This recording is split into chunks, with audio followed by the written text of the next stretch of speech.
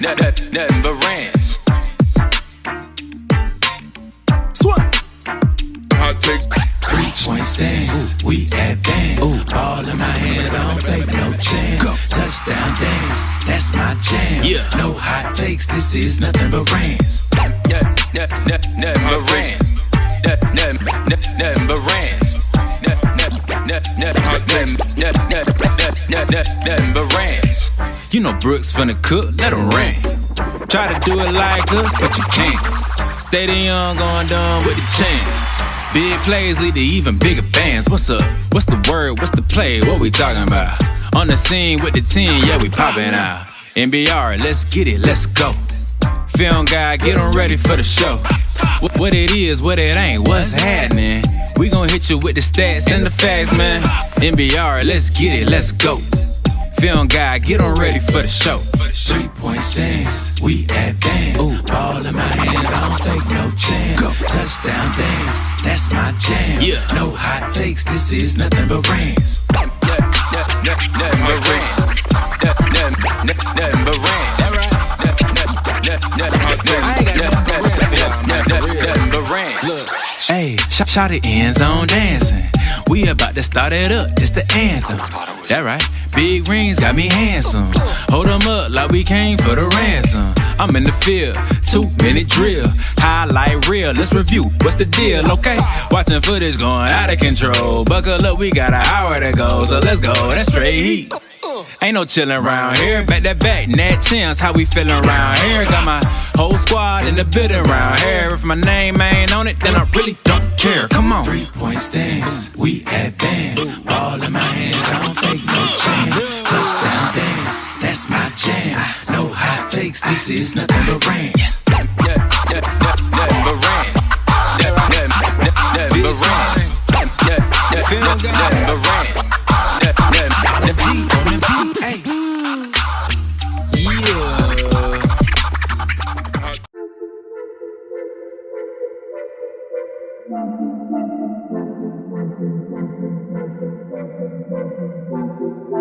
Welcome in, ladies and gentlemen, to MBR, or as we like to call it around here, Nothing But Rants, the show where I find topics that I'm oddly passionate about and I pontificate upon them. These are not hot takes, but rather takes that I'm hot about.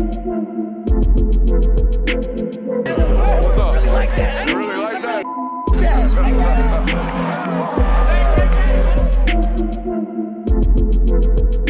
Let's shut up and grind some tape. What is up, ladies and gentlemen? Welcome in to the Film Guy Network on a fabulous Monday evening. We are back from Tampa and SEC Media Days. And ladies and gentlemen, it is time. It is time. I'm so sick and tired of us being lazy around here.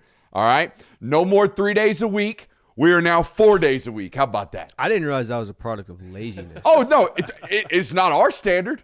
Our standard is to work at least 8 hours a week. Funny to frame it that way. Yeah, well, yeah, no, I mean, people assume that we just show up, turn the cameras on, and roll these here takes out. Yeah. I think that's what they assume. There is a lot of work that goes into this stuff, mostly from you guys. I kind of just show up and roll the ball out. You know, I work on the film stuff. These guys work on the show stuff. We are glad to be back with you guys and no more taking Wednesdays off. I need y'all locked in because football season is arrived. Football season has arrived, I should say. We will be live 8 o'clock to 10 o'clock, Monday through Thursday. And after week 0, guess what? We'll be live at noon on Sundays. How about that? Yes. All right, we will be back on Sunday reaction show after week 0. And no offense to the two homies over there, but personally, that is my favorite show. I get to sit in here and hog the mic. I mean, Lord knows I try to take it from them all the time, stepping all over them with takes. No need to do that on Sundays. Going to go ahead and apologize to our future sponsors. I will probably miss an ad read or two on Sundays. It just happens, okay? I black out. It just goes, okay? So we are glad to be back with you guys. About to cross over 99,000 subscribers here on the network. And I can guarantee you with what we're about to do in August, we will cross over that 100,000. I'm excited for August. Are you excited to come in here and work every single day during August? Oh, yeah, sure. Always looking forward. I bet. So if those of you who don't know or don't follow me on Twitter at BrooksAustinBA, we will be doing a quarterback film study a day every single day of the month during August. That means 31 quarterbacks, 31 fan bases will get reintroduced to that ball, to that tape over there on that board. Super excited to do that with you guys starting August 1st. That'll be Saturday. We will unload our first film study. Don't know who we're going to do first. I think I know. I want to hear you guys. Who do y'all want to see first on those quarterback studies? I think we should start it off with the best, the guy who I think's the best in college football returning in 2026. Maybe you guys will voice your opinion strong enough to steer me away from leading things off with one Trinidad Chambliss, not to bury the lead. But yeah, help us get to that 100K by doing this right here, right now. Like, subscribe, tell a friend. If you haven't liked the stream already, please feel free to do so. If you haven't subscribed to this channel already, please feel free to do so. YouTube doing a little fugazi stuff, unsubscribing some of you guys because they think you're dormant, what do you call it, bot activity, okay? Because a lot of y'all, not a lot of y'all, there's a small percentage of you guys, and we found this out through SEC Media Days, there's a small percentage of you guys that are just like, off-season content? No, thank you. I'll see you when football rolls around.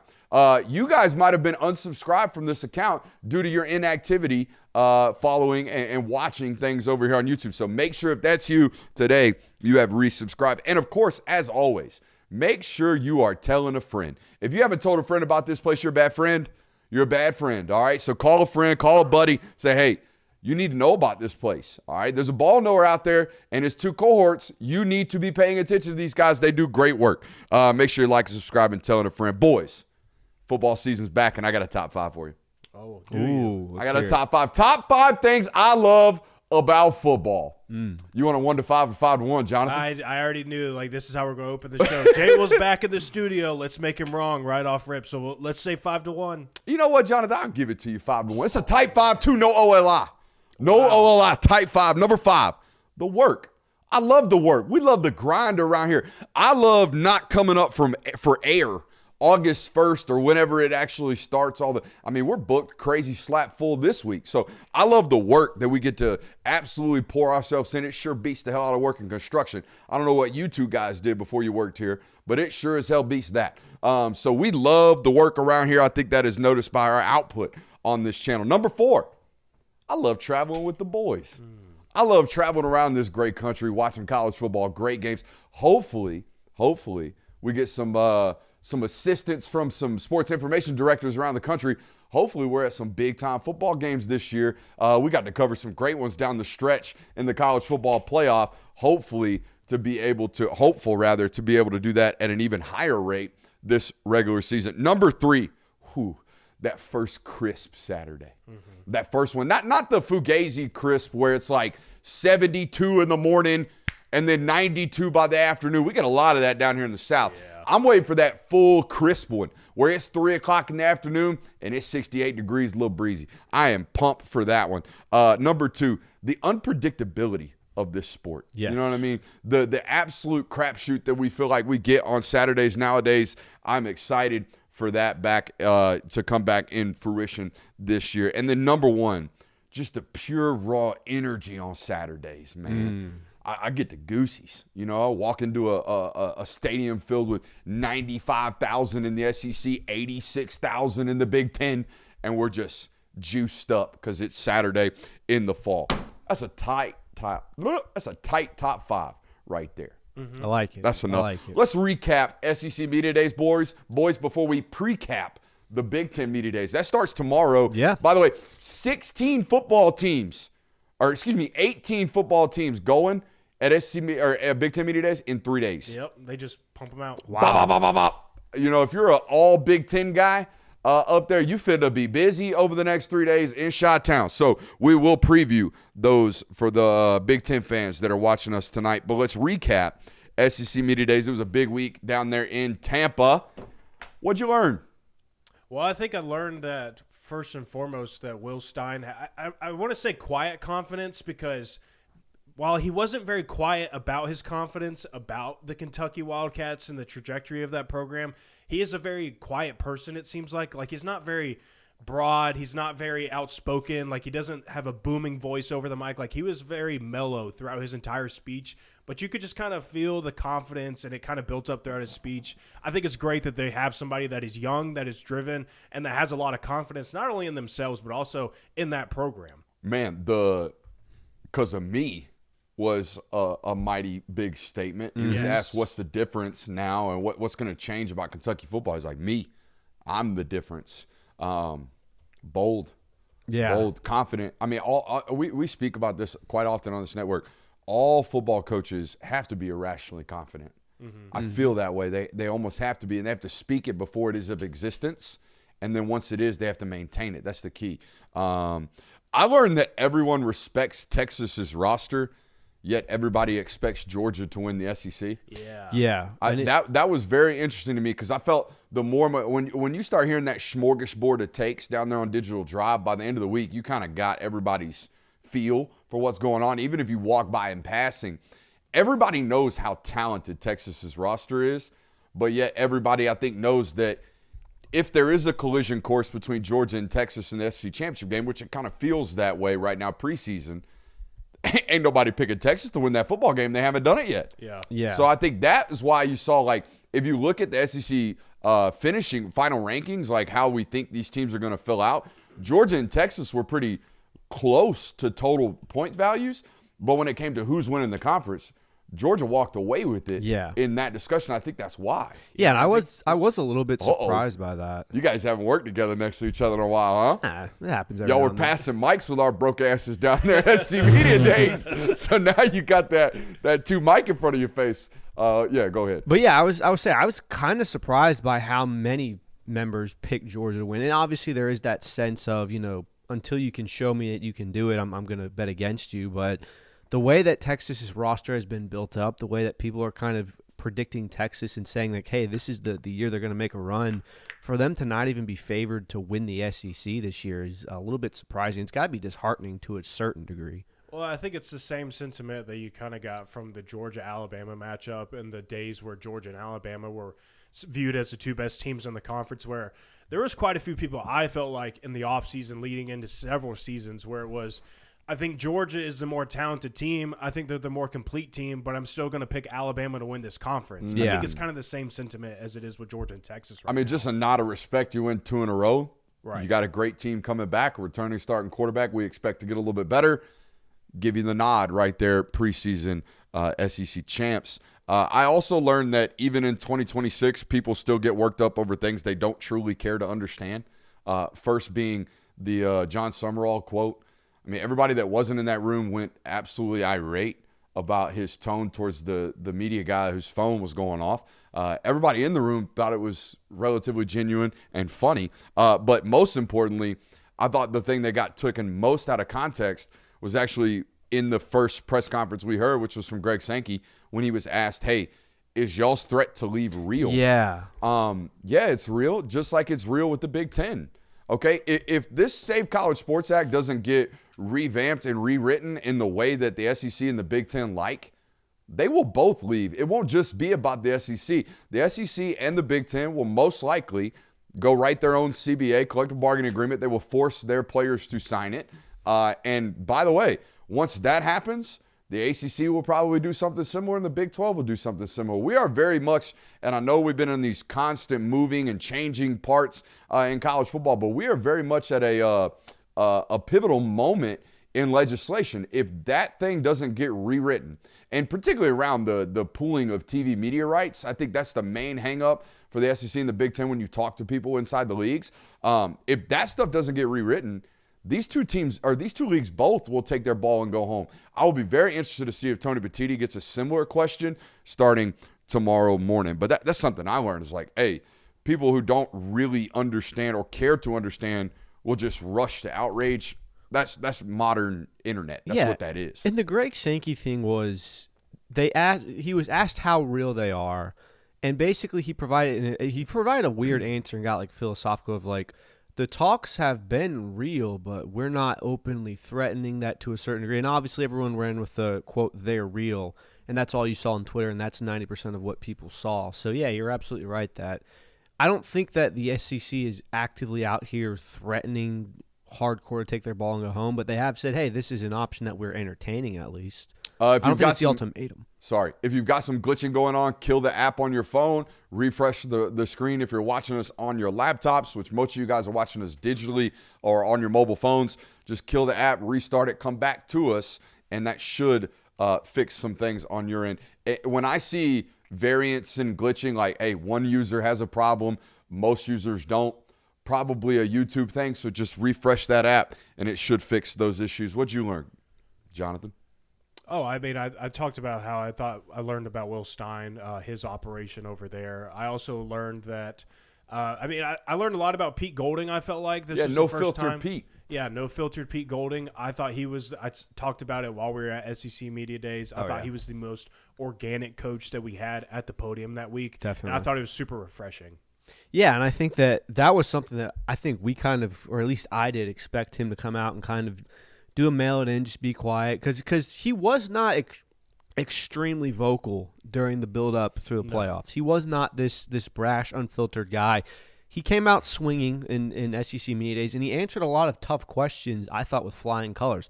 The Lane Kiffin question was answered. The tampering against Clemson question was answered. Like, a lot of things that he had to navigate that he kind of put himself up against in the offseason, I felt like he came out on the other side of him even cleaner. So, yeah, I think Pete Golding was certainly the winner of the week and showed that he has juice. And it was a special ability for him to not only did he got asked tough questions, but questions that could have very easily made him look like the villain in that story or made him look like the bad guy or come across as a very dislikable person.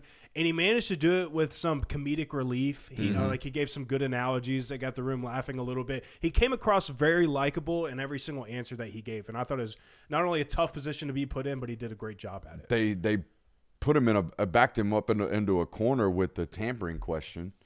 And I think his response was basically like, would you leave your current job without interviewing for another job? Right. And everybody was like silent but shaking their head no. He's like, no, you wouldn't. Yep. But that's what we have all up and down college football now, where people go into the transfer portal, in other words, saying, I want a new job, with a do not contact, meaning you can't even call them and offer them a job. Nope. So how did that happen? And we've talked about this ad nauseum over the years. It's like, wait a minute. So-and-so got predicted to so-and-so school before he ever even entered the portal. Oh, yeah. How did that happen? Curious. You know what I mean? Like, everybody knows tampering is rampant. Now, here's one thing that I don't think, and I do think Clemson fans have a lot of ammo here. If there's any school in Power 4 football that's playing it absolutely by the book, I do think it is the Clemson Tigers. To a fault of their own, to be honest with you. We talk about it all the time. If you're driving the speed limit nowadays, you go cause a rear end accident. All right, if you're out here driving 55 in the 55 when everybody else is driving 85 in the 55, you're going to get blown by. And I think that's some of the part of the reason why Clemson's where they're at right about now, or at least where they have been. We'll see what happens this year. Tremendous amount of respect for Dabo, but you do have the glass house. That doesn't mean people aren't throwing rocks at it anyways by way of pillaging your roster or getting over on you with tampering. This sounds simple and stupid, but I learned Xavier Brown was tall. That guy's big.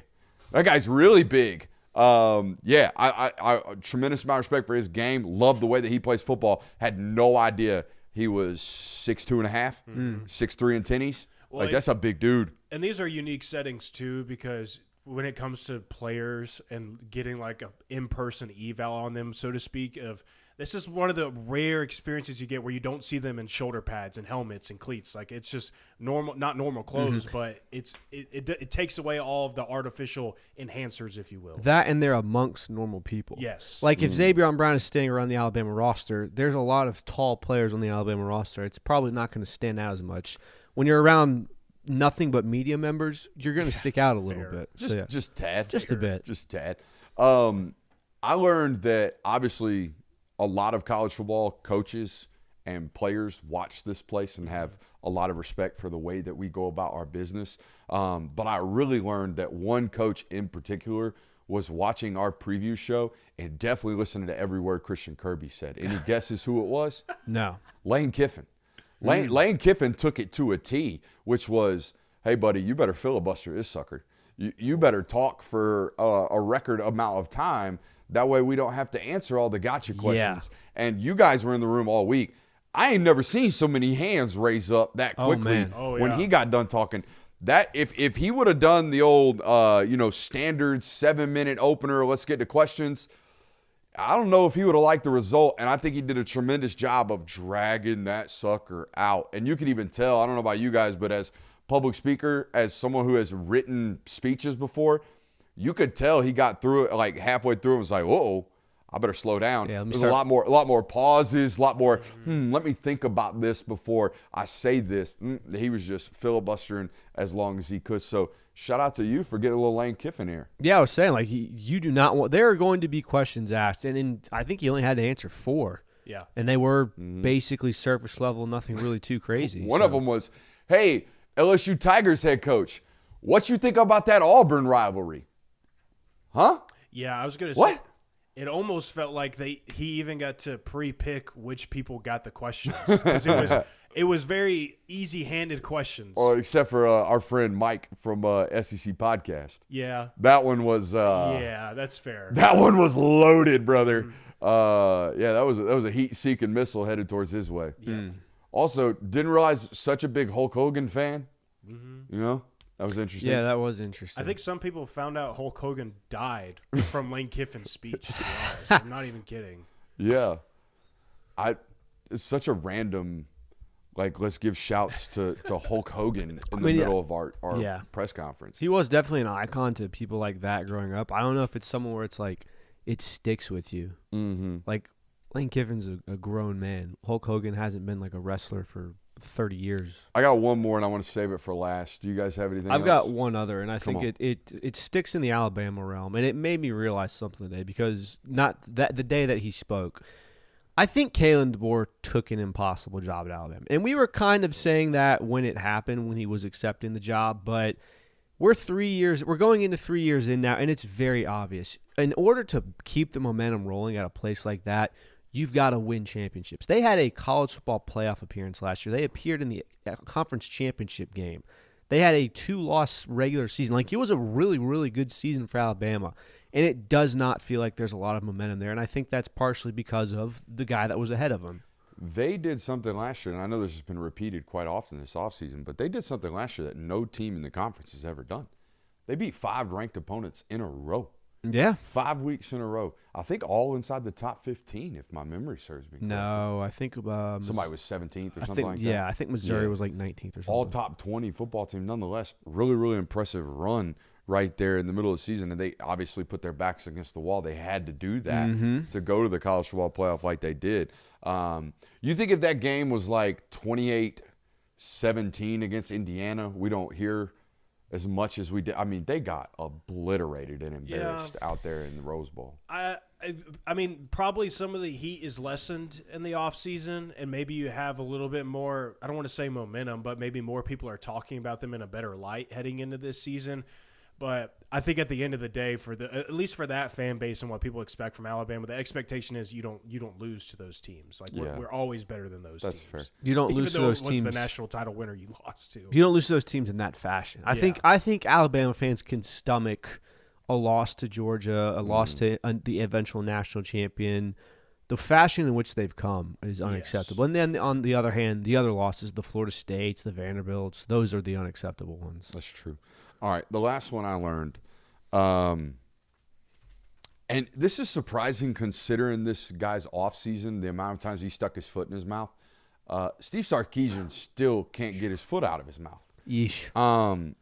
Saying that you had to cut players is one thing. To make room for salary, is like get under the cap, which doesn't really exist, especially at Texas. But then to call those players out by name, to me was just what are we? I thought I was no threed.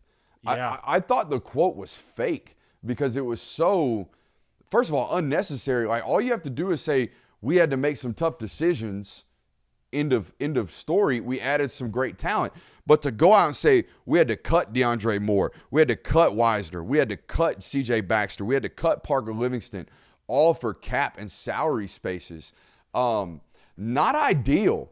Not something that you really want to be putting out in terms of ammo for anti-recruiting against you, because that still is very much so the case nowadays in college football. What you say and how you treat players will get used against you on the recruiting trail, particularly for high school football players. And by the way, all of those players he mentioned, those aren't like, I grabbed Buddy from Colorado, he didn't work out, so we went and got a new. Those are all football players that they signed and recruited out of high school.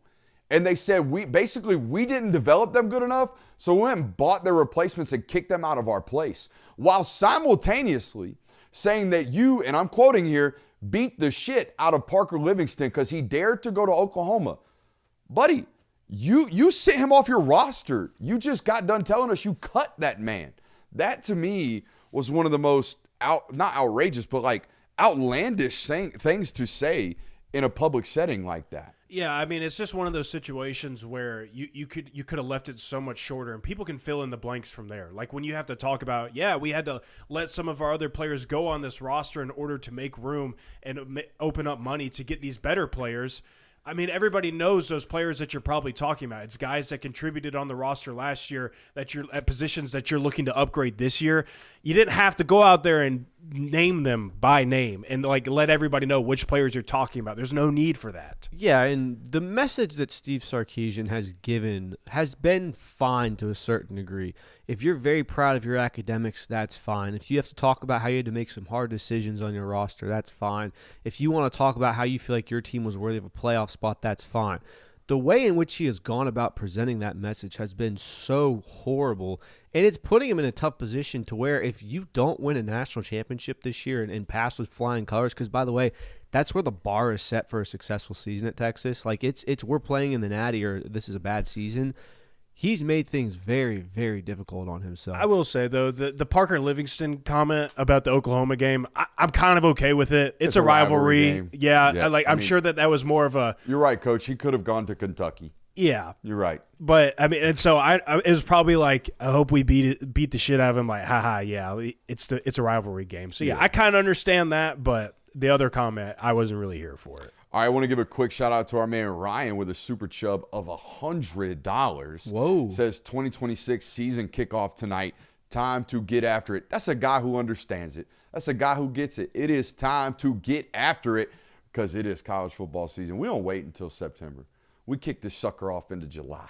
That's how we work around here. We love college football, and we love that you guys love college football. It is a place for those who are ball curious. We say it all the time. You got to have a different kind of sicko about you to love this place, and we love that you love it. All right, preseason. Actually, who was the biggest winner of SEC Media Days? I got a couple of guys. The biggest is Pete Golding. Yeah. I think we've been over. I think we said that, and Jay will declared it mid-speech, I think. I did, like on Twitter. Pete Golding was the biggest winner from SEC Media Days. There's hard to debate anyone else. Yeah, he wasn't my personal winner, but I think John Summerall obviously was a big winner from the week as well. Based on what I heard from other media members, what I saw on social media, I think that people were really pleased with what he said during his time at the podium.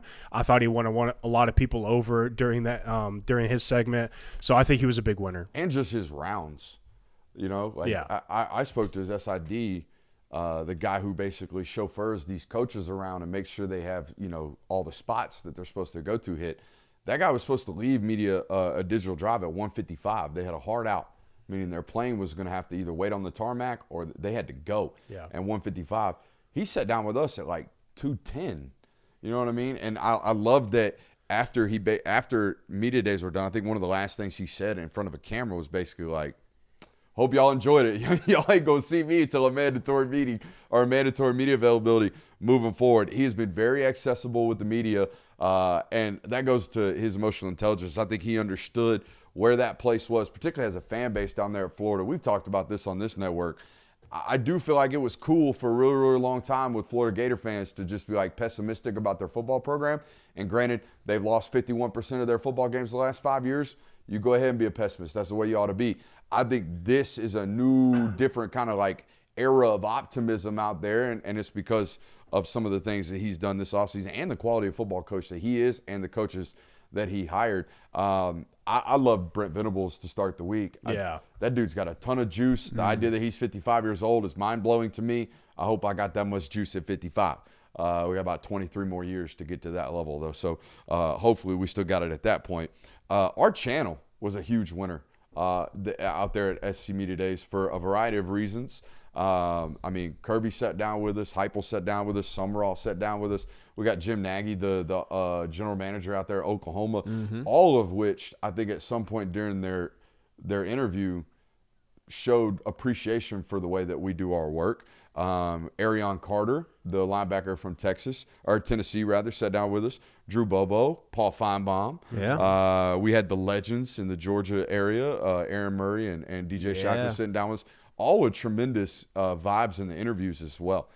So thank you to all those guys, and most importantly, their sports information directors, because they don't have to do that. We're just some dumb YouTube show that sat at the end of Digital Drive. We did not have to get those types of guests. So shout out to those folks. Any other winners? Think we're good there? I think Lane Kiffin, for what he came into, and it was kind of like, hey, this is going to be the first public appearance since the whole LSU thing went down, really. I feel like he kind of avoided anything and everything regarding that situation. So he kind of won the week there. I'm with that. That's not a take I'm okay with. Green is an underutilized college football jersey color. No. Green never looks good on anything except for grass. Preseason all-SEC reactions. Sorry, ADD just went out the roof. All-ACC SEC reactions. What do you got? First and foremost, can I nitpick? Sure. 21 personnel on offense was a decision. Oh, Yeah. 2 backs, 2 receivers. That's a little slanted. Yeah. I would have gone 1 back, 3 receivers, because that's kind of how we play ball nowadays. Thought that was interesting. Also, 3 edge defenders on the first team defense. Yeah. That doesn't really make sense. 4-3 as well at 3 traditional linebackers. Yeah. So we're in a 4-3 set with 3 edge rushers on the field. Curious. That's my only bone to pick there. I say it every year. Just it doesn't go right with me every time. Like, for example, my man Sutarian Perkins was listed as a linebacker. Right. Not a linebacker. Yeah. That dude's an edge rusher. Jan Zapier, he might play off ball a little bit, but that is an edge rusher. I always, as a football brain, I always pick bones or have bones to pick with those, I felt like I'm looking at it right now, like quarterback, I think, was ranked pretty much properly. I think Trinidad Chambliss is the best quarterback in this conference. Keywan and Ahmad are the best backs. I don't know about Ryan Coleman-Williams being first team at wide receiver. That was interesting. namesake. Yeah, namesake for sure. I think it's definitely one of those things. I think based on the type of season that we had last year, probably would have bumped him back. I think he deserves to be somewhere on this list, but not first team in my opinion. But other than that, it's hard to nitpick at stuff like this. There's so many names. There's so many people to know. There's a lot of great players in this conference. I don't really have any issues, really. Dejan Lee not being one of the best 12 defensive backs in SEC football is a little crazy to me. For sure. That doesn't sit right. I thought he played exceptionally well down the stretch last year. And a lot of this is projection, right? Like, Ellis Robinson played fewer snaps last year than Dejan Lee did. Right. You know what I mean? He's first team. And I know why. He's really, really good, but so is Dejan Lee. He's a 5-star team. Oh, yeah. David Stone needs to be first team defensive line. That needs to happen. And look, that would have happened had they actually voted 2 defensive tackles. Right. Instead, Princely Umamilan, who, by the way, namesake, like, good football player. I don't think he's a first-team All-SEC guy in preseason, nor, by the way, do I think Ernest Green is. I think those are namesake selections, and when you get into a room voted on, or when you get into a list voted on by a bunch of media people, like, look, dude, I watch a ton of film, okay? I would be hard-pressed to sit here and name you 15 offensive linemen off the top of my head. You know what I mean? And we watch more tape than anybody on the internet. And mind you, this is voted on by a lot of people that cover a specific beat. If I'm a Alabama beat writer, I know the Alabama players, I know some of the Georgia players, and I know a few of the Auburn players and a couple other notable names. Like, I'm not quite sure who the second string is on Kentucky's roster or who the best player is on South Carolina's roster. Like, they're just not tapped into that. So it makes sense as to why you look down this list and go, oh, well, they're on here most likely because of their name is recognizable, which I understand it. I gotta make sure before I go off on this. Yeah. Well, this is because there's only, what's that, 6 wide receivers voted on. Yeah. No Deuce Alexander is ridiculous. Yeah, agreed. That guy is damn good. I voted for him. Yeah. Yeah, good he was shout. on my list. Nick somewhere. Harbor running it back for a 3rd year on these lists. I feel like he's been. Yeah. Hey, I know that guy.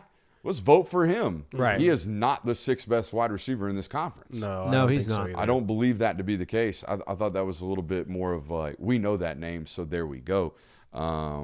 Anything else on the all SEC teams that you got a bone to pick with?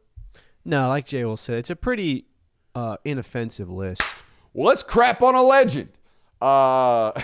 Make sure you hit that thumbs up button, like, subscribe, and rate and review. And we are made available on podcast starting tonight again because we're back inside the studio. Jay Will's back. So we got good podcast uploads coming for you guys tonight. If you miss any portion of tonight's broadcast, I would prefer you rewatch us on YouTube. But, hey, you can go watch us on Spotify or listen to us on Spotify over there as well. Michael Lombardi, the highest paid general manager in college football, placed on leave today. Per Pete Thamel, this actually stems from an investigation around an HR complaint from a front office employee. The 33rd NFL team just took another L. Yeah, and there's stuff going on social media that alludes to what it may or may not be about. Just, like certain posts that this individual was liking and things like that. People he was following, per se. I mean, if you're the horniest dude in that room, Yeah, that's kind of the joke. that's crazy. That's kind of the joke. You got your head football coach doing what he's doing right about now. Isn't Bobby Petrino on that staff nowadays? He is on that staff. Ooh, and you the one getting canned for illicit behaviors? Sir, that dude spoke about himself like he was God's gift of football and ain't earned a lick of it. Ain't earned a lick of what he's got going on. So, yeah, I ain't got much more other than it is constant, like, laugh out loud failures up there. And I think it serves that booster base right. And it ain't the whole entire booster pool, but I have it on good authority, and I'm pretty sure it's widely reported that basically the biggest booster in North Carolina made a sweetheart deal with Bill Belichick and walked into the offices and was like, hey, you either hire this guy or I'm pulling all my funding. How's that going? Yeah, I think this does present an interesting dynamic in what will the future of college football look like, because more so than ever, yeah, the players have power, obviously, but so do the boosters, because money is more of a necessity than ever. So these people that necessarily don't really make football decisions ever are threatening to pull their money and their funds based on what they want. It does kind of beg the question, like, who's running these programs? Is it the GM? Is it the head coach? Is it the boosters? Obviously, in this case, I think it's pretty clear that the boosters had a large influence on bringing Bill Belichick on staff, and it has not worked out great. So, Chat's talking about the thing going on in Alabama. Guys, that was the director of content. That's a guy who decides what articles they write on there. And I'm not demeaning what he got popped for, soliciting a prostitute. Not good. Not a good look. Don't get me wrong. But that ain't their general manager out here wilding. Okay, No. That's a guy who decides, hey, what we put up on the paywall site that they got going on over there with Yale, Alabama. Not a good look, but, I didn't think it was even worth our time tonight, to be honest with you. I didn't think it was worth putting in the – I know it's a good thing or a funny thing for people to quote tweet and rival fan bases to hop on Alabama for, all that good stuff. But, I mean, it's basically a beat reporter getting in trouble at Alabama. Not to demean the director of content either, but it's not like that guy was making football decisions. Do you know what I mean? Also, wild reporting on that. Just going to get this off my chest. Pretty embarrassing to get arrested for soliciting a prostitute. Really, really embarrassing to have that written as caught up in a child sex trafficking investigation. You know what I mean? Yeah. Now, I know that that's what the task force was out doing, but it has a lot of people, like people in our chat, thinking that a member of Alabama's football staff was out here trafficking kids. That's how that was written on some of these websites. And I know it's your job to read, but most people aren't reading nowadays. They're scrolling through their timelines looking at headlines. and that headline was crazy. But nonetheless, not a good look to be out here hollering at some what you think to be a lady of the night. All right. Should we preview Big Ten Media Days, boys? Yes, we should. Let's do this. Talked about it at the top of the show. 3 days, 6 teams per day. That's a lot. Efficient. Okay? That is going to Yeah. be sensory overload. Okay? You got kids now. You're going to learn this as they become toddlers. Sensory overload is a real thing, even for adults. 6 back-to-back-to-back is pretty crazy out there. It's going to be overload for you guys that are working that event. Maybe next year we go out there to that one. I had a lot of people ask me if we were going to go next year, most likely. First question I got. It's the most pivotal question in the entire Big Ten space. You ready? I'm not bearing the lead here. Let's hear it. Who's going to be Iowa's quarterback? Oh, wow. Yeah, Iowa got a quarterback battle going on between Jeremy Huklinski and Hank Brown. Who you got? Who you got? Who you got? I know Huklinski, so I'll go with that. I'm a Jeremy Huklinski guy myself. Who you got? Who you got? Doesn't matter. Guys, I mean, way to just rain on the parade, Curb. Look, they're just the assist man to the punter. Someone has to be honest. Someone has to be You honest. damn right. It does not matter who Iowa's quarterback is. That offense is not going to be very good. Damn. Man, way to start off hot with Big Ten previews. I'm giving you saying, honest. dog. It doesn't matter. I'm giving honest. They're going to be horrible. I think even Hawkeye fans listening tonight are probably like, Yeah, he's valid. right. Who's your punter going to be? Hey, they've been leading special teams for a decade and a half out there. They play good special teams ball good. out there with the Vital. Hawkeyes. Y'all got any questions? Yeah, I want to know if Oregon's going to get the Texas treatment. I want to know if everybody at Big Ten Media Days is going to talk about them the way people did at SEC Media Days for Texas of this team on paper is the best team in this conference. They have borderline a perfect roster. Love their quarterback. Love the weapons that they have. Dan Lanning and that defense, they're going to be great this year. But I'm going to pick Ohio State to win the conference this year. I'm going to pick Indiana to win the conference this year. I want to know if they get the same treatment. This is not a question we're going to get answered at the Big Ten Media Days, but what is the likelihood that we see Kurt Cignetti have kind of a, I don't want to call it Ed Orgeron-esque because that was a completely different thing, but a fall off of, I have done something in my career that is so unprecedented and so successful that I can kind of kick my feet up and take a breath of air. And I'm not saying this is going to happen, but I think we have all noticed that Kurt Cignetti has been a little bit, has had a different vibe to him this offseason. He's doing more commercials. He's smiling in interviews a little bit. I'm not saying this is going to happen, but I am curious, what's the percentage chance that does take place where we see Indiana kind of take a massive step back? Now, maybe this stops immediately once football has actually played and he's standing back on the sideline coaching ball. But you're right. There has been a little bit more chipper attitude towards him. How could you not? You just won a national title, went 16-0. By the way, doing something that I didn't think was going to be done. I didn't think anybody was going to walk through undefeated anymore, but hey, here we are watching a 16-0 football team walk through the gauntlet. Here's my question. We get any warm and fuzzies around Bryce Underwood at all? Do they try to pump him up, sell him out, or not sell him out, sell him to us as a no, this is what we thought he was. This is somebody to build hype around because it hasn't been all that warm and fuzzy this offseason. No. I mean, he got caught up in the locker room smoking some of that devil's lettuce. We've done seen that. We had the quote about I'm the best player to come out of Michigan and I'm going to prove that. I'm going to work because that's what I work for. Everybody went up all in arms about that one. But do we get any love for this kid through the next 3 days or Big Ten Media Days? I think that's not necessarily important, but I think it'll speak volumes. Like if that whole digital drive up there, that whole narrative out there is like, this kid's no good, then that's not good news if you're a Michigan Wolverine fan. I think that the hype around Bryce Underwood has peaked so much that it has to relegate itself or regulate itself heading into this week. Like I think you might get some more tempered takes on Bryce Underwood heading into this season than you did last year just because there was a whole lot to talk about with him and there's a lot of stuff to buy into for him.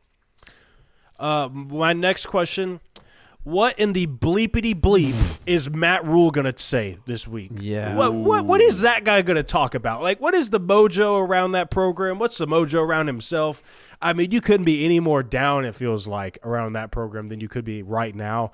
How the heck is that going to go for him when he gets up on that stage? Yeah, it's going to be really hard to build momentum there for Matt Rule, I believe. So Shout out to our homies at Pick Six Previews. If you don't have one of these, you need to go ahead and purchase you one. Luckily, I get sent one, so that's dope. We appreciate that. I want to play a game with you guys.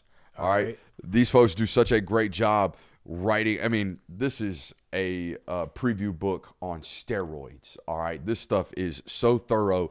I think so thorough from Brett and his team over there at Pick Six Previews that I can read you the first paragraph and a half of each one of these teams and blank out the actual dead giveaways, and you will guess the team that they're talking about. Oh, gosh. All right. This is how good this preview package Well, is. no, this isn't an indictment on them if we do not guess these. I just want to go ahead and throw that out there. Doesn't mean they it's did an a poor indictment job. on you guys, our guys' knowledge. That's fair. All right, and we're going to stay in the Big Ten, so I'll go ahead and give you that. You ready? Okay.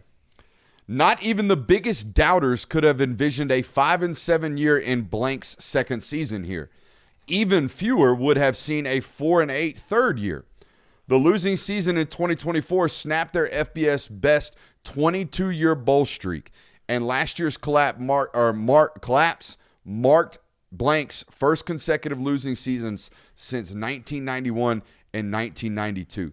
That was before their current AD built this place into offensive line U and eventually the Big Ten West bullies. Iowa. Incorrect. Iowa's a great guess. The Big Ten West is the dead giveaway. is it Michigan or Wisconsin? It is Wisconsin. That was going to be my next guess. Not bad. All right. Not bad. When you talked about offensive line, I was like, all right, this sounds like Iowa. Iowa. The Sounds Big like Ten Iowa. West. I didn't bullies listen kinda fully blew at me. the Yeah. end. That a boy. Yeah. You just tune me out. Lord knows I do it to had you my occasionally. answer and I just it's tuned all out. good, man. I do that too. Yeah. It's like, oh, yeah, I know it. I don't listen to the extra Yeah. giveaways. Does Pat Fitzgerald bring it? I hope so. Is Pat Fitzgerald going to be an odd play for you, guy? I think He he better might hope be. not. The Michigan State fans better hope not. But I think I might buy into some Fitzy magic.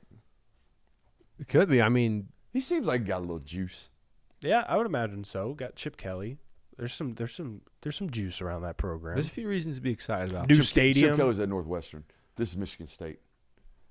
Fitzgerald was the head coach at Northwestern. You're football braining. That's not you. That's me.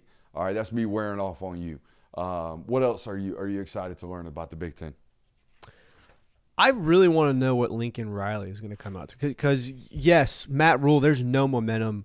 Lincoln Riley's kind of in an interesting position where it feels like there's momentum, but at the same time, it feels like there's more pressure than ever. Like I can't tell if the vibes around USC right now, they feel like they're building up for a title run or Lincoln Riley's on the hot seat, and it kind of might be both. So I'll be very interested to see how he navigates that situation. I want to know, does he actually place pressure on himself by actually putting out expectations? Because I guarantee you he's asked in that media pool, hey, when you going to do it?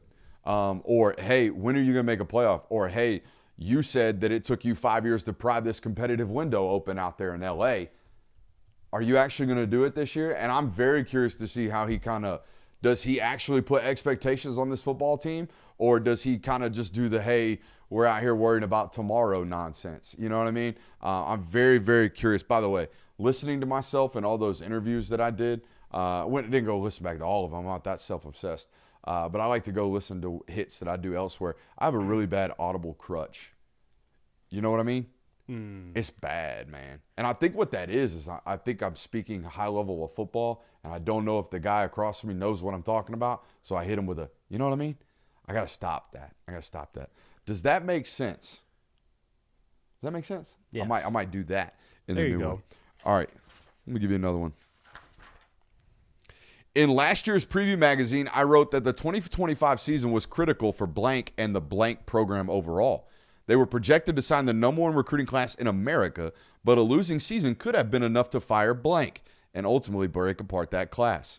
Blank needed to do enough to survive 2025 to get to the other side with a talented, packed roster. Fired? That's throwing me off. Is a it- losing season gets him fired? Because at first I thought it was Oregon. Is it Penn State? No, that he was already fired. This coach still hung on, but barely. All right. Blank dropped a 73-point bomb in the opener and stayed atop the offensive charts for most of the season, finishing third of 68, Power 4 in my opponent adjusted rankings. The 4-0 start was soured by a shootout loss. It's USC. USC. It is USC. Yeah, the number one class. That's what I was trying to think of that. It is USC. Yeah, the firing threw me off too. That's good work, boys. Because I was like, Oregon, but I was like, no way a losing season gets him fired. No. Y'all got any other questions you want to answer to Big Ten? Yes. Who's gonna say the crazy thing that goes viral? Because look, there's a handful of coaches that are gonna come to the podium that people are probably not gonna be paying a lot of attention to. And every year someone will say or do something that will go viral. So who is going to have that moment out of the guys that you're not expecting it? You expect Ryan Day is going to give you something. You expect Dan Lanning's going to give you something. Guys like that, Kyle Whittingham. Who on this lower third of the Big Ten programs is going to say something that kind of draws the attention and goes viral? Yeah, that kind of plays into one of my other questions. I think that the Big Ten is always known for having one of these for everybody. This is for any college football show that you watch. I feel like when you get into this discussion, everybody wants to go dip into this conference for the answer. Who's anointed the dark horse in this conference? I feel like there's always a team that everybody loves to circle from the Big Ten as, hey, watch out for these guys as a playoff contender this year. Who's that going to be this year? I'm very curious to see what Ryan Day's got to say about the first 7 months he spent with Arthur Smith. How much do we expect this offense to change? Do we think the running game gets a little bit better? Are we going to help out saying a little bit more? What's the room for improvement for the quarterback as well? There's a lot about Ohio State, and I know they lost a ton on defense, or at least it feels that way. But I think the defense is going to be fine. I think the defense is going to be really, really good. Again, it's Ohio State. They peel and replace over on that side of the football, as they usually do on offense. But I'm very curious to see what the vibe is from Ryan Day about his offense this year. My final question that I have for Big Ten Media Days. Do people like Malik Washington as much as I do? Ooh. Because for me personally, I love Malik Washington. I think he's a baller. I know he had 9 interceptions last year. True freshman, though. That's expected. Do people talk about him like I think of him myself? Yeah. This is just a selfish question, if you will. How did that kid not get poached? Right? I think there's 2 football players that will be poached by mid-December. Malik Washington and Kamario Taylor. I think by mid-December, Don't do Jeff Lebby like that. I mean, poor Jeff Lebby. like, hey, dude, 7-5 at Mississippi State would be a hellified season this year. It would be incredible. I also think their quarterback will get $7 million offers in the portal. And I don't think Mississippi State can afford to do that. probably All right, right. so I think that's fair. Also, it's going to be really fair when Maryland fans show up in my mentions after, August 31st, and they're like, wait a minute. No Malik Washington studied? That guy's elite. 4-8 didn't play in a bowl game. Big Ten hates us. So we can't watch it. All right, we're going to watch some Big Ten quarterbacks. We're going to watch their bowl games because I think that's NCAA property. That is not the Big Ten's property. They got the regular season, and we can't touch that. All right, so unfortunately, if you don't play in a bowl game, I can't grind your tape because the Big Ten hates us. All right, Brett and his team at Pick Six are so daggum good. I think you'll guess this football team in the first sentence. All Ready? right. Blank was hired to improve Blank's player development, their physicality on the lines of scrimmage, and then cash in on his usual third-year breakthrough. Oh, Matt Rule. It's Nebraska. Not Nebraska, yeah. Third year. Yeah. Year It's 3. Nebraska year 3 rule. And that did not go very well. No, it did not. Man, some of these stats that they got down here, they have been awful on offense for 4 years now. Oof. No bueno. 44th out of 68, 57 out of 68, 42 out of 68, and 44 out of 68 Power 4 football teams. Good Lord. That is not good. All right, let's give you a couple more of these. In the Music City Bowl, quarterback Blank led a game-winning drive that melted the Illinois. Damn, son. That was a good Locked game in on the against Music City Tennessee. Bowl, baby. You was dialed, huh? Was the final score 30-28?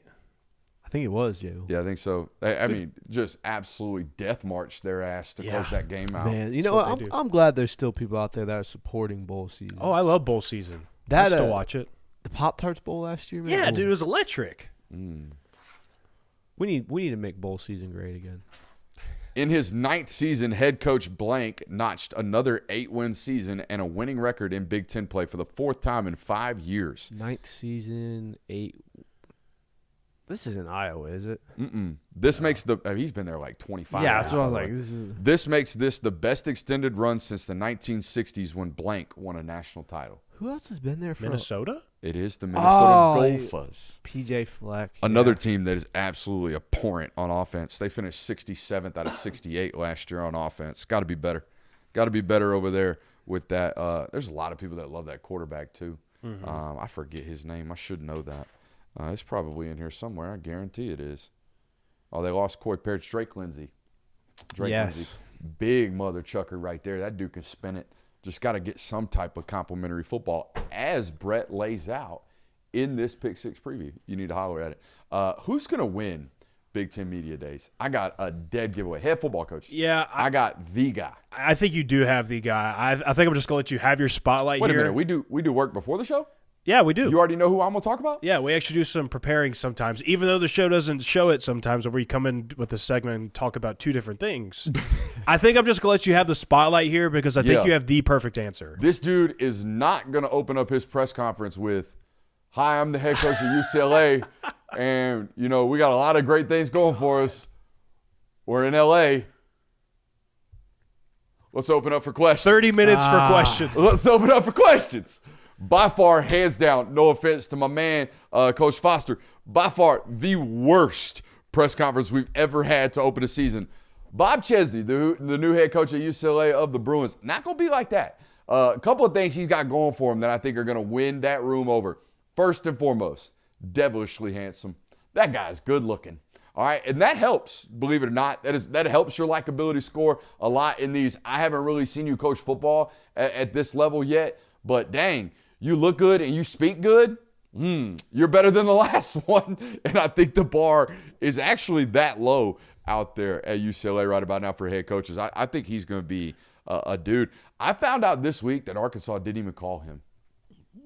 Can you believe that? Wow. Oh, no. Arkansas did not even call him for that job.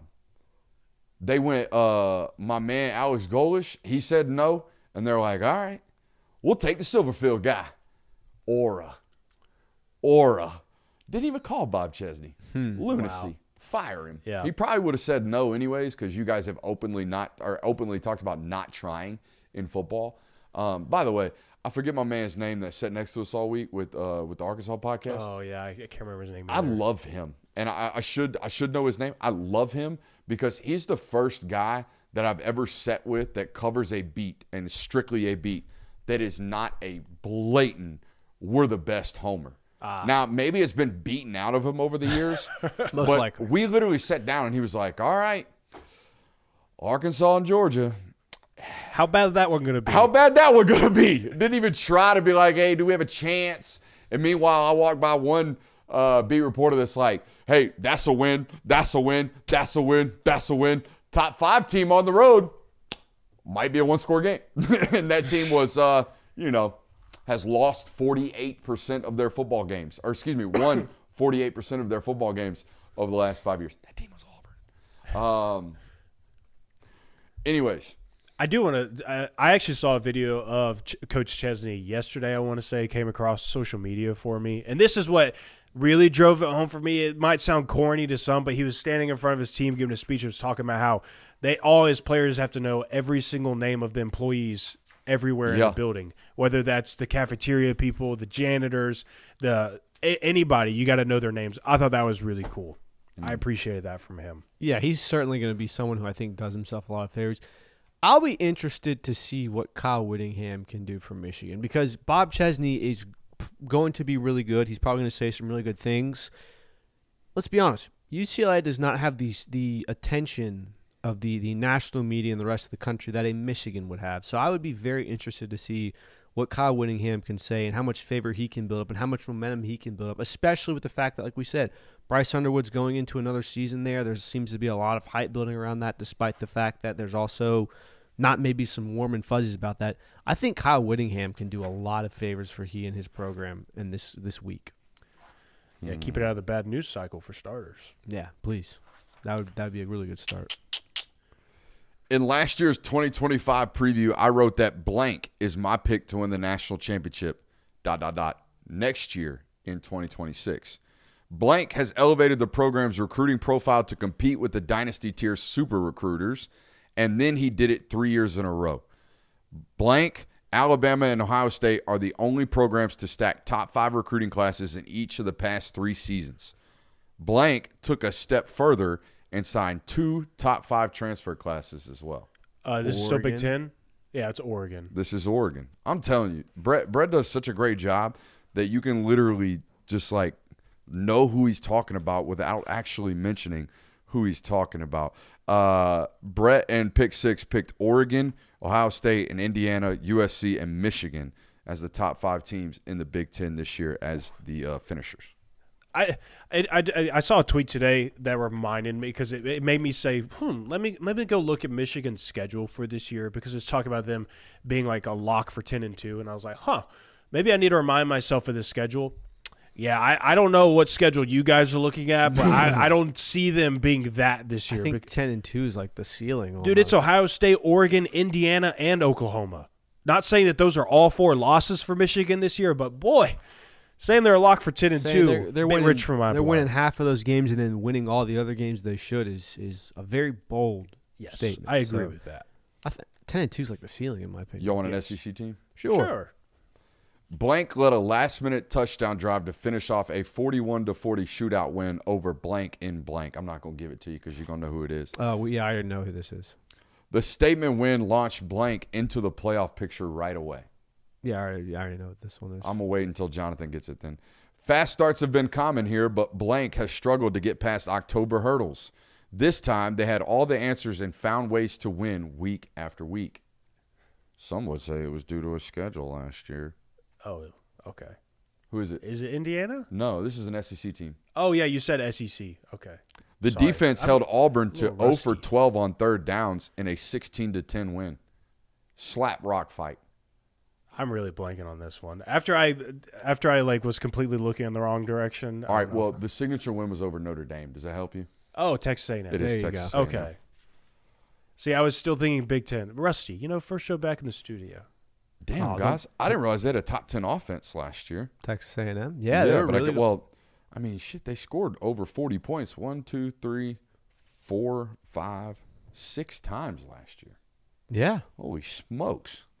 Now, it was against the likes of UTSA, Utah State, and Samford, but hey, I ain't nitpicking. Y'all want another one? Let's do one more before we hit the local. Heck yeah. Blank already had plenty of newcomers to their starting lineup heading into 2025. Then their 5-star quarterback played contract hardball and left them after the spring. Tennessee. This would be Tennessee. Damn. Ooh, man, that was easy. How about one more? After a shocking loss at blank in the opener, blank refocused and rattled off 8 straight wins to keep Alabama. There you go.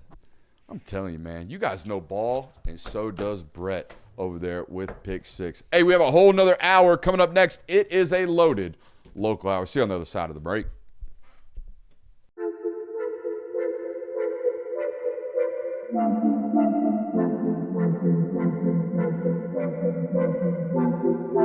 Welcome into Talk the Dog, the show where we find a bone to pick and a take to give. These are not hot takes. These is dog takes. Can I talk that dog? What's up? You really like that?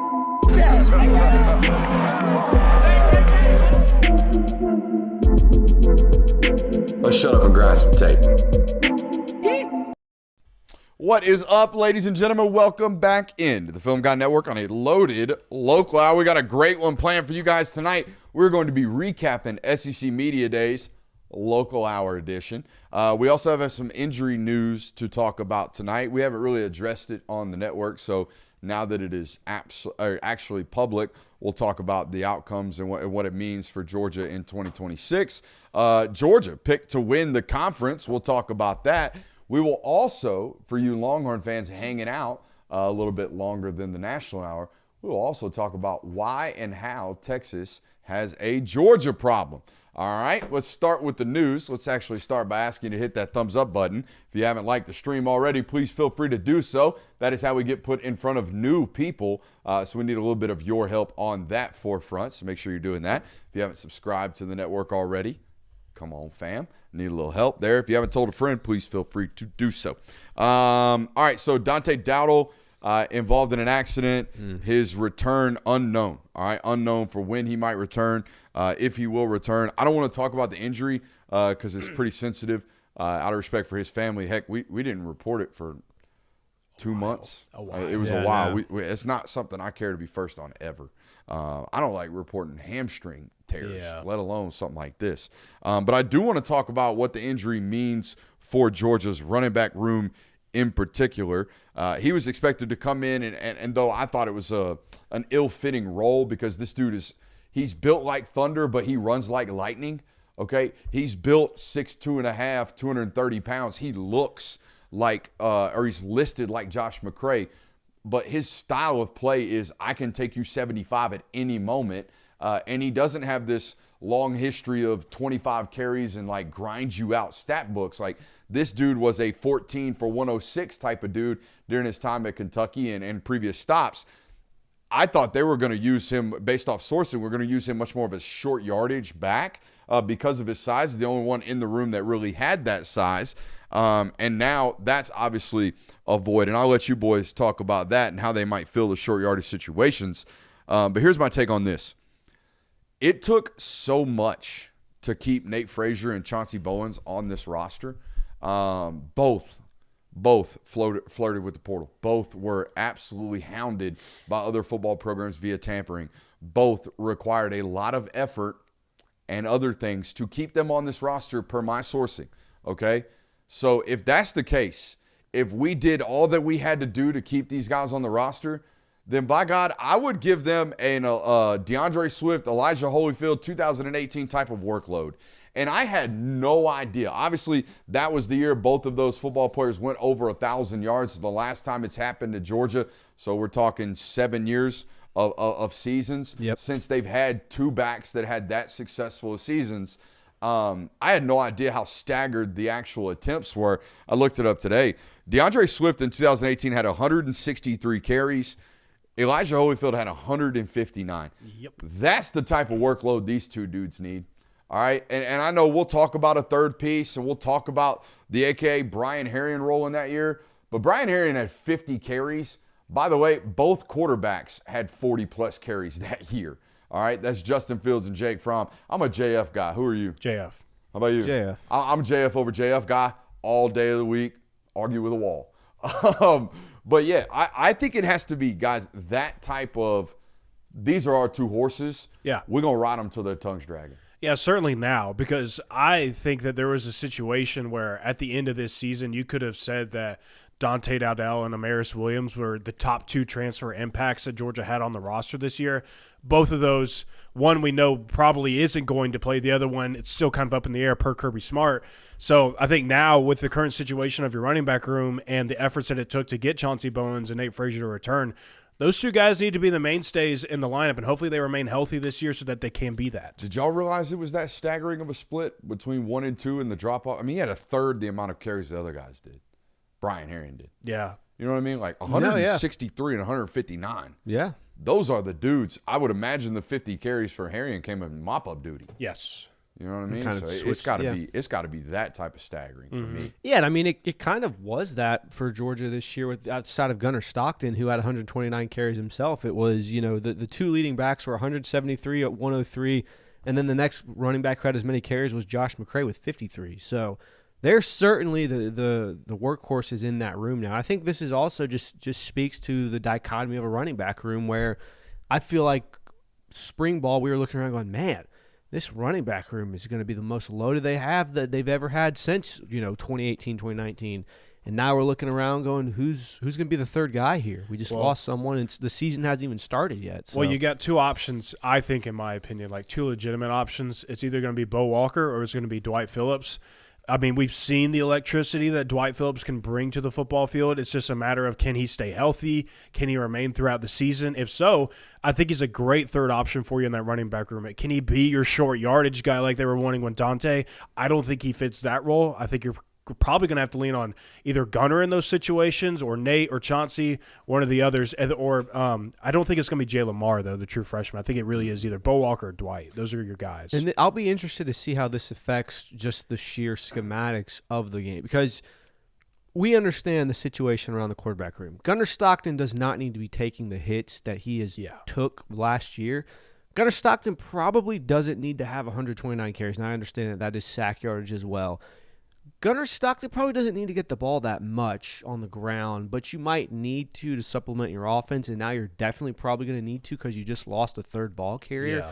I'll be very interested to see how they handle this situation throughout the season now, because you're right. Like, it's a massive loss for Georgia. Yeah, and it adds into another question that we've kind of talked about throughout a lot of the offseason of who's going to be the guy out of the backfield in the receiving game. I don't know that Dante was going to be that. Potentially he could have been. I don't know. He certainly had the ability to do that, I think. But now you have this other question of who is the guy that rely on in short yardage situations. Oh, you have your hand raised. Yes, Brooks. The pass catcher ought to be Dwight Phillips Jr. I think so, I too. agree. That guy was a slot receiver in high school. I thought he was coming to college to play slot receiver. I thought he was going to be like Mecole Hardman. I did not expect this to be we're going to maybe slot him in for 10 carries in a single football game in a traditional sense. People saying Ethan Barbour in a short yardage situation, F it. Somebody in chat asked me in Discord today, was like, hey, what have you heard about Georgia's all tight end lineup with Ethan Barbour at Wildcat? I'm like, I mean, it sounds great in short yardage, I guess. But the short yardage answer to me, it's an interesting balancing act they're going to have because I don't think we know that they feel comfortable about the backup situation still to this day. How could you? None of them have really played a lot, right? Or shown tremendous elite promise in G-Day appearances. Ryan Montgomery hasn't played at all. We've seen 2 G-Days of Ryan Puglisi, and it still looks like somewhat of a question mark. We don't know who the 2 is what I'm getting at, right? And we don't know if he's ready to go. So we don't know if we can design quarterback run Gunner Stockton like a Haynes King would in the middle of short yardage situations. But that, to me, kind of has to play a role at some point. We have to be willing as an offense to run Gunner Stockton and design quarterback runs, all right? And he's got to get better at reading them. I think we only saw 4 or 5 clips of it last year, probably way more than that. Right. Just a lot of handoffs on what is deemed a read option. But one sticks out like a sore thumb in my mind against Alabama. That's what, game 4? Game 5 last year? It's at home. They have quarterback read option with a jet sweep from Zachariah Branch coming in. It opens up like bigger than a bus could drive through it. And we hand the ball off to Zachariah Branch instead of keeping the football. If we do, we're one-on-one with the safety at 15 yards. And instead we take a -7 because we just misread it. We didn't read the flow correctly. And look, though most people listed Gunner Stockton as this like dual threat quarterback coming out of high school, I watched him at Rabun County. I know you guys did.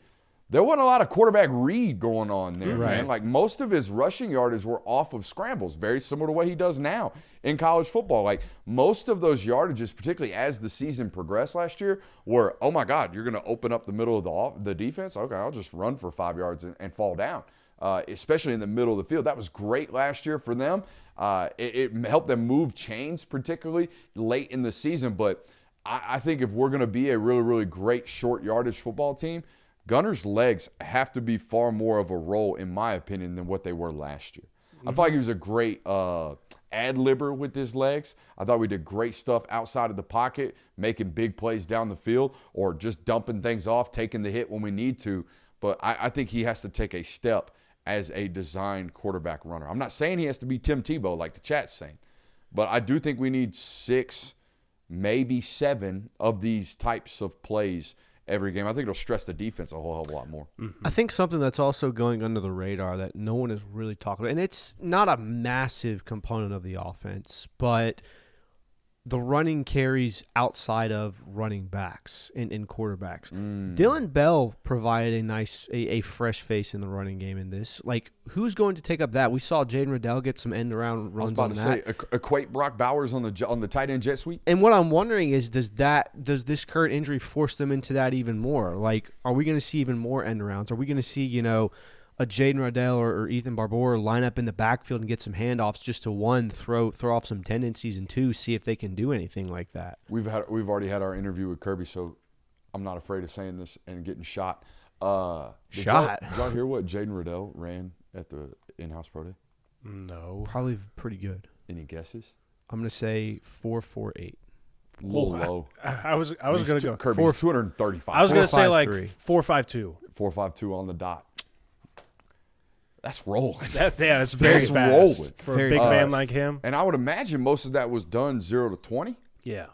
You know, so I'm very excited to see what he can do as a ball carrier. I mean, especially with the arc releasing of Elias Williams out there, and we're going to talk about him a good bit in our upcoming segment. Any other takes on running back dealing with that going on with the Dowdle? No, I think that we. Dowdell? I think it's Dowdell. Dowdell. Bo Walker didn't get enough shout in that segment. Bo Yeah, I Walker, said he's an really, option for sure. Really, really solid back. Ran really hard in Mississippi State. Kind of showed a lot. He Like did. I think showed the potential that he has in this And offense. you know, speaking of him, he may end up being the perfect solution for a short yardage guy He's because so Dejon Edwards. and that's what I was gonna say. If there's anything that I already know that Bo Walker is great at, it's getting plus yardage, no matter what. That dude's gonna fall forward at least 1 yard for you, so he may be your short yardage answer. Somebody said, why not Ty Boogie at running back? I'm open to all. Hey, Kirby all. said wherever we're not great at, we'll play him. It's a great point, Stretch. Hey, if we're not great at short yardage situations or on third down, perhaps Ty Boogie is the answer. That's why we pay you the big bucks, Jay Will. That's why. That's why. SEC Media Days. Let's give a local recap right here. 12 Georgia players named all SEC. First team, Drew Bobo. Shout out to the ball knowers, knowing that Drew Bobo is the best returning center in this conference. Ernest Green, I think that's the power G. I think Ernest Green's a really good football player. But first team All SEC preseason a little bit rich for my blood. I mean, look, when you look up Ernest Green and you see he's got 30 starts, however many it He's is. going to start damn near 50, it feels. Yeah, so Yeah. I mean, when people see that and he's at Georgia, most people are probably going to – and look, he played well last year. I thought that he had a great bounce-back season from the season prior when he was healthy. And was still banged up last year. Yeah. I mean, it was still dealing with a lot of stuff last year with his I think it was his back. Maybe, I don't know. KJ Bolden, first team. Ellis Robinson, first team. I think KJ has already earned that. I think it's a lot of projection with Ellis, but we saw some great flashes last year, particularly down the stretch. I was about to say. The pick against Georgia Tech, I thought he played DeBron Stribling pretty well in the Sugar Bowl as well. Like he had really, really good games down the stretch. There's no doubt about it, but that's a lot of you were the number one player in America coming out by ESPN's rankings. We expect you to be really good this year. I expect him to be really good this year. I'm not doubting that at all. Second team, Raylan Wilson, Elijah Griffin, Donnie Glover, Lawson Lucky, and Nate Frazier. About expected. I like that. Lawson Lucky, the second best tight end in the conference. Is he the best tight end in his own room? I was going to say probably not. Skill wise, probably not. But Certainly doesn't have the highest ceiling in the room. No, but I think if there is going to be like we're starting a game with someone that's going to be Lawson Lucky. They value experience. For sure. He's been a great tight end for them. Like, no, he does not have the ceiling of an Elias Williams or maybe an Ethan Barbour, but name a game where you're like, man, Seven did not look good today. Seven's not playing well. He's been an incredibly great tight end for you for the 2 years he's been active. He's so much of a known. Yeah. We know exactly what he is. Exactly. I mean, hell, he had 3 touchdowns in one game last year against Ole Miss. didn't he? Mm-hmm. So I mean, yeah, like it's warranted. Don't get me wrong. Yeah, so like like Elias, I think putting him there would be projection. Yeah, For sure. You're right. Third teamers: Gunnar Stockton behind only Trinidad and Arch, Gabe Harris, and Khalil Barnes coming over from Clemson. Are we going KJ Barnes or is that Khalil Barnes? I've always heard I don't it's know. Khalil. I think it'd be a little confusing to start throwing 2 KJs back there. Probably so let's go right. Khalil, in my Probably opinion. right. I think that was like we knew you were really, really good at Clemson. We're Yeah. assuming you're going to be really good here. Sounds like he's an absolute pro is the word I keep hearing. Pro. Yeah. He's a pro. He's a pro. Now, I got a couple takes for you. All right. I like Okay. takes. And I need y'all to pay attention because there's some money on the line for you listening right about now. If Juan Gaston isn't one of the best 15 offensive linemen in this conference by year's end, everyone that likes this video gets $1. Ooh. Every single person, you get $1. If you like the video, though. I ain't seen screenshot proof. Okay? Yeah. Juan Gaston going to be one of them ones by year's end. Now, I know Donnie got this already. Yeah. And I think that's a lot of PFF grade. Well, and he was all freshman in the SEC. Correct. Too. There you go. It's a lot of that too. But I mean, if you watch it like we watch it, you think Juan Gaslin's finna be one of them ones. Oh, for sure. I just hope he gets to play at a tackle. Yeah. We'll see. Any agreements there? Y'all trying to like the stream so you can get in on that dollar? I always like the stream. Yeah, I like to stream every time. Okay. I got another one for you. All right. This one's worth $2. Oh. For not live chat commenters, I'm talking about in the actual comments on YouTube commenters. You ready? If Elias Williams is in the top 3 tight end by the end of the year, everybody who comments on this video gets $2. Dos Dolores. Elias Williams going to be a freak. Dang, if we hit on both, that's an energy drink at the gas station. Ain't you hollering? Mm-hmm. I don't think that's ever been said in the history of the English language. I was just going to roll with it. hollering? Don't think it needed to be revisited by any means. Yeah, it was pretty bad. Pretty bad.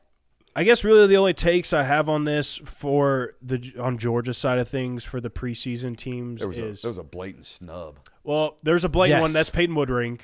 Of all people to get left off this list from Georgia, you would think that the place kicker that has been outstanding for Georgia the last 2 years would be on this list of like, if you're a media member and you're sitting there voting on this list, surely you would have looked there and said, oh, Peyton Woodring's good. And I mean, Georgia has had almost a decade-long run of having great place kickers. Yeah. Like you went from Rodrigo to Jack Podlesny, and now you're at Peyton Woodring. Like, it's insane how. Yeah, that predates me. Yeah. Mm-hmm. So I mean, it's very interesting how, even like we talk about like the power G holding weight. The fact that Peyton Woodring didn't get any love in that is shocking, in my opinion. Yeah, 2 other names that I was pretty shocked at to make the list, or somewhat shocked, I should say, is Chris Cole not being on the list was a little that was questionable crazy. for me, and then also no Quintavious Johnson. I think that has to do with the amount of players you can vote for at that position, how they worked it out. I think that played a role, but Quintavious certainly one of the best defensive players on that roster. If Ellis Robinson is going to be a top 2 corner in this sport, in this league, I damn sure think DeMelo's going to be a top 6 corner in this league by year's end. There are people in that building that are like, hey, Ellis is damn good. This other kid is freaking elite too. Yep. You know, y'all need to show him a little bit more love. So yeah, I think the Chris Cole one not being on there is crazy. Yeah. Yeah, and I think that's also People saying it is entirely projection. No, it is not. Watch last year's tape, man. That guy's flying all over the field.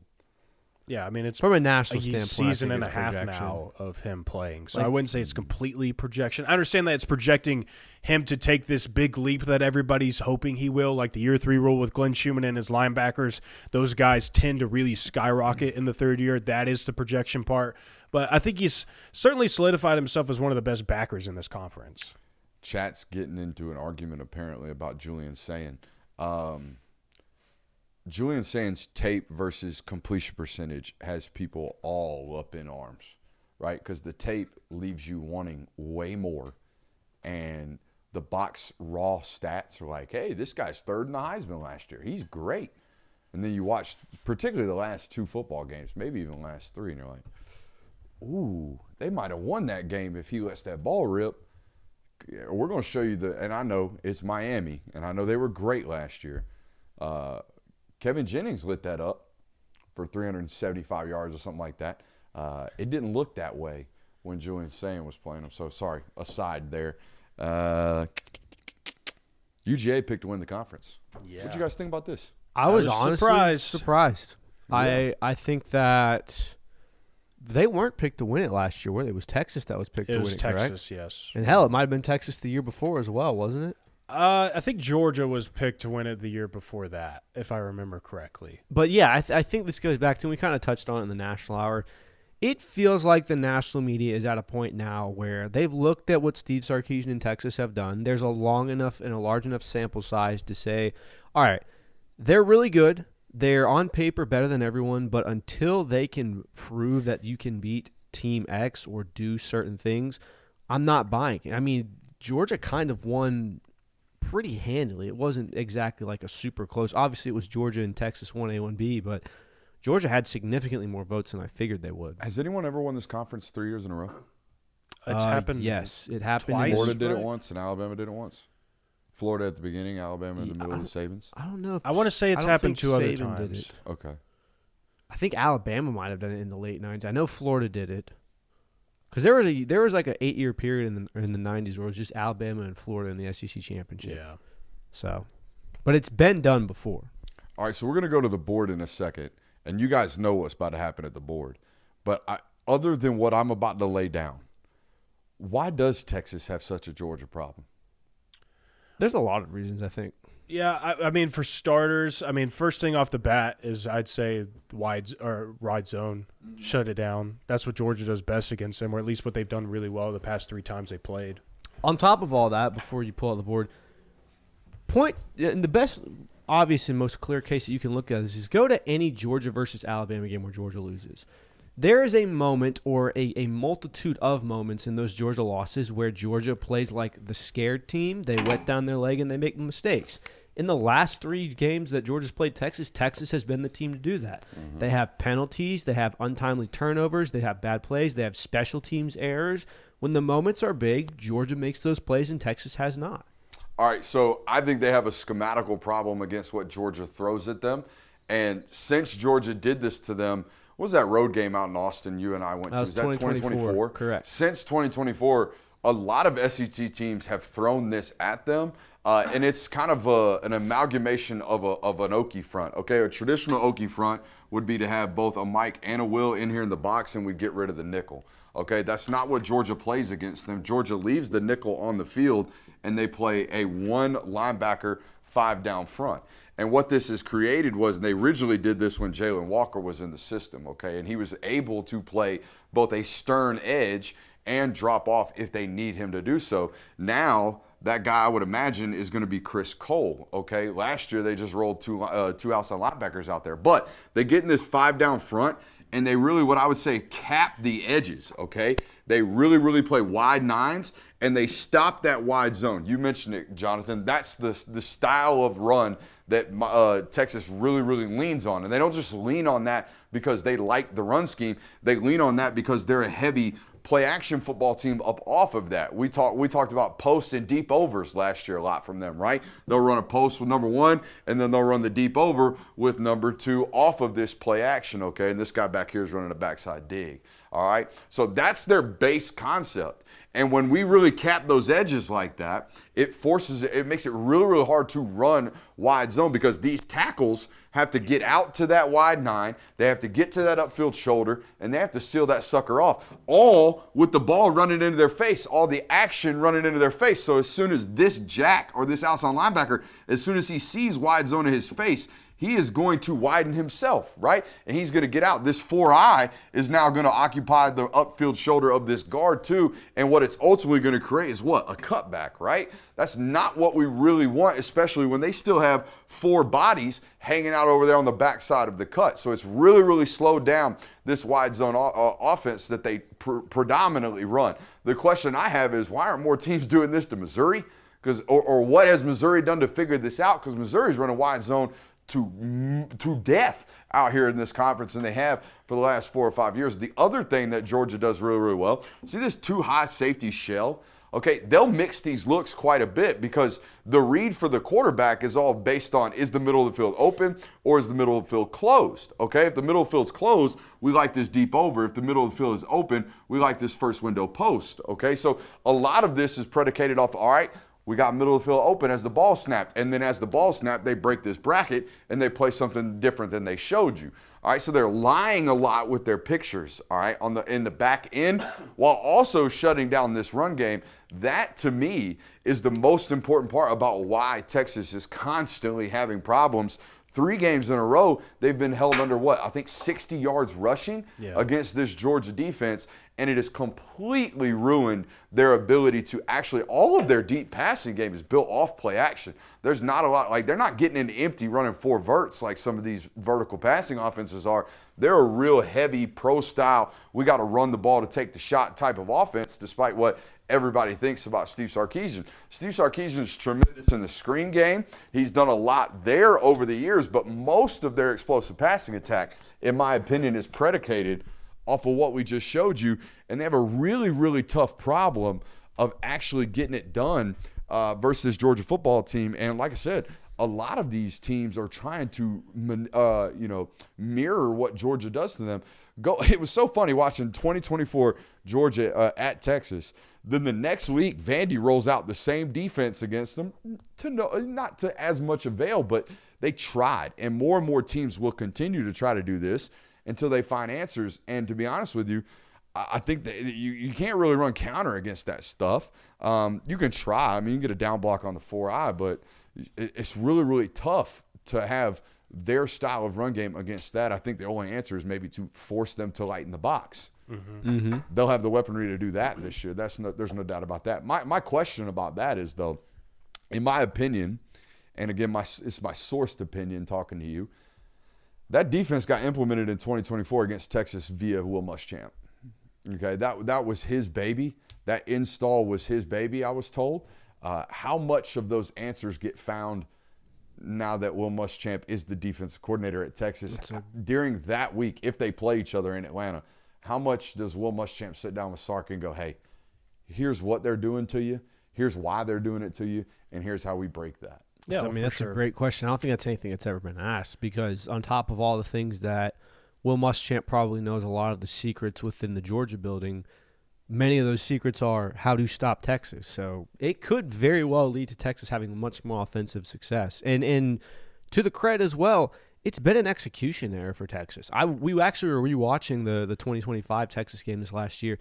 They dropped so many wide open passes, and there were so many just mental errors on that team. So, schematically, Georgia certainly has their number and has over the last 2 years, but it's also been Texas shooting themselves in the foot. Oh, yeah. I mean, Arch had no help last year, especially in that Georgia game. I can remember at the end of it, I was like, gosh, Arch played his nuts off that entire game, and I feel like nobody else on that offense did for him. It was just him for 4 quarters. And also going back to your original point, Kirby, about how there's been defining moments that Georgia has had in these games, Kirby Smart has certainly had the bigger kahunas in this matchup with the onside kick and then the fake punt as well in the SEC championship game. The trick play on the road in Alabama or at Texas was massive. It was a big play to Oscar Delp. Yep. Yeah. That was huge in that football It was a game. one-score game at the time when that happened. Yeah, Georgia had to have that drive. I think it was 23-15 when that play Those are Mike Bobo's cojones, though, right there. That's not the head coach's. Other than the onside kick. But I'm talking about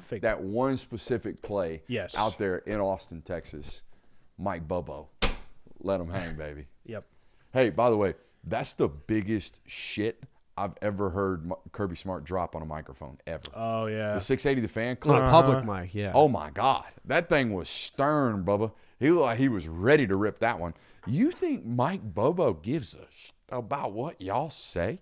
Also valid in the sense that I hear all y'all say Mike Bobo gets criticized, but I don't hear none of y'all actually criticize him. Everybody just says, hey, that Mike Bobo gets a lot of heat. Nobody really brings it except for fans. Fans just think he sucks, but that is what it is. Hey, I'm looking at this Pick 6 preview from Brett and the boys over there. Georgia has a top 10 unit in 6 of the 7 categories listed, according to Brett over there. What are these categories? Quarterback, running backs, receivers and tight ends, offensive line, defensive line, linebackers, and defensive backs. Wow. And that's per national? Not that's the top 15 in the nation. And the only one missing is wide receivers. Yeah. And tight ends, which if you're going to group them together, Brett, I might push back there, and you can call me a homer. I don't know if it's top 15 because how distorted the wide receiver room is. Sure. But, I mean, it's so clear and away the best tight end group in college football that they might need a 15th ranking right there, to be honest with you, bud. He also believes they have two of the best units in the SEC in 2 particular categories. Any guesses on what they are? DBs and O-line?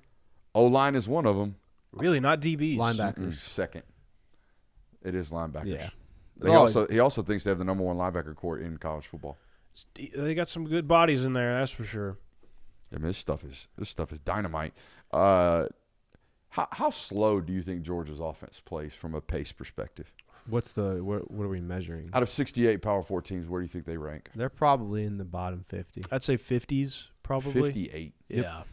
They run a play every 28.3 seconds. Well, and it makes sense, too, because you think back to how many close games they had last season and how many situations Georgia got into in the fourth quarter where it was just eat clock Like, just make sure we melt the clock this possession, run the ball, have some efficient drives, we'll be good.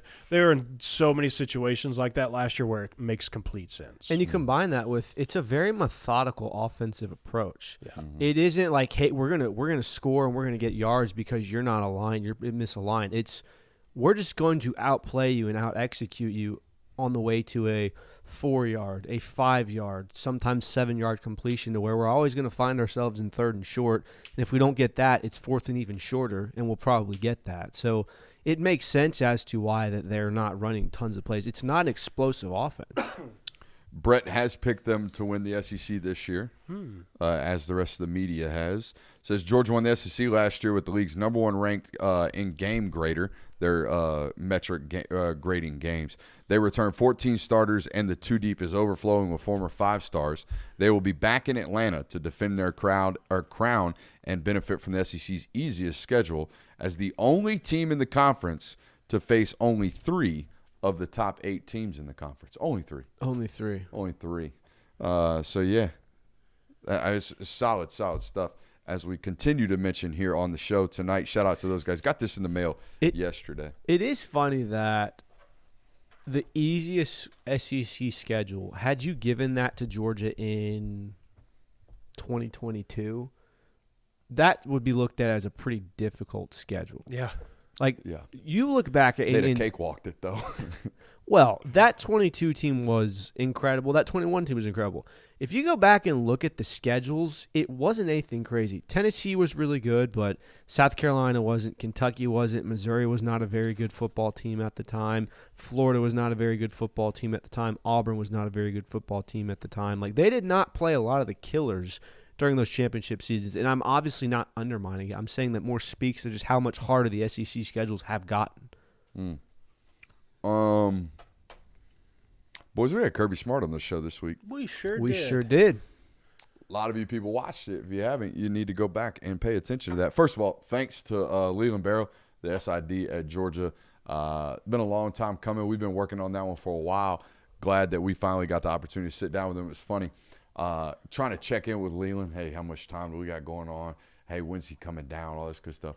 And he's sitting down with one of the radio stations, and I'm down there talking to Leland. And I was like, hey, are we going to get him? He's like, yeah, we got him. But I'm just going to let you know. I can already tell he ain't here no more. He is zoned out. He is ready to leave. But, yeah, we're going to give him to you for 7 minutes. And I think we got the best out of that 7 minutes we possibly could. And I want to recap it here. I thought it was really neat, his thought process on the biggest changes in college football, the actual football. Not the landscape of college football, not NIL, not the transfer portal, not coaches moving, not none of that stuff. The actual football that is played, what has changed most over the 10 years that he has been coaching. We're going into year 11 now, or we're going into year 10? Year 11. We're going into year 11. We've been here a decade already.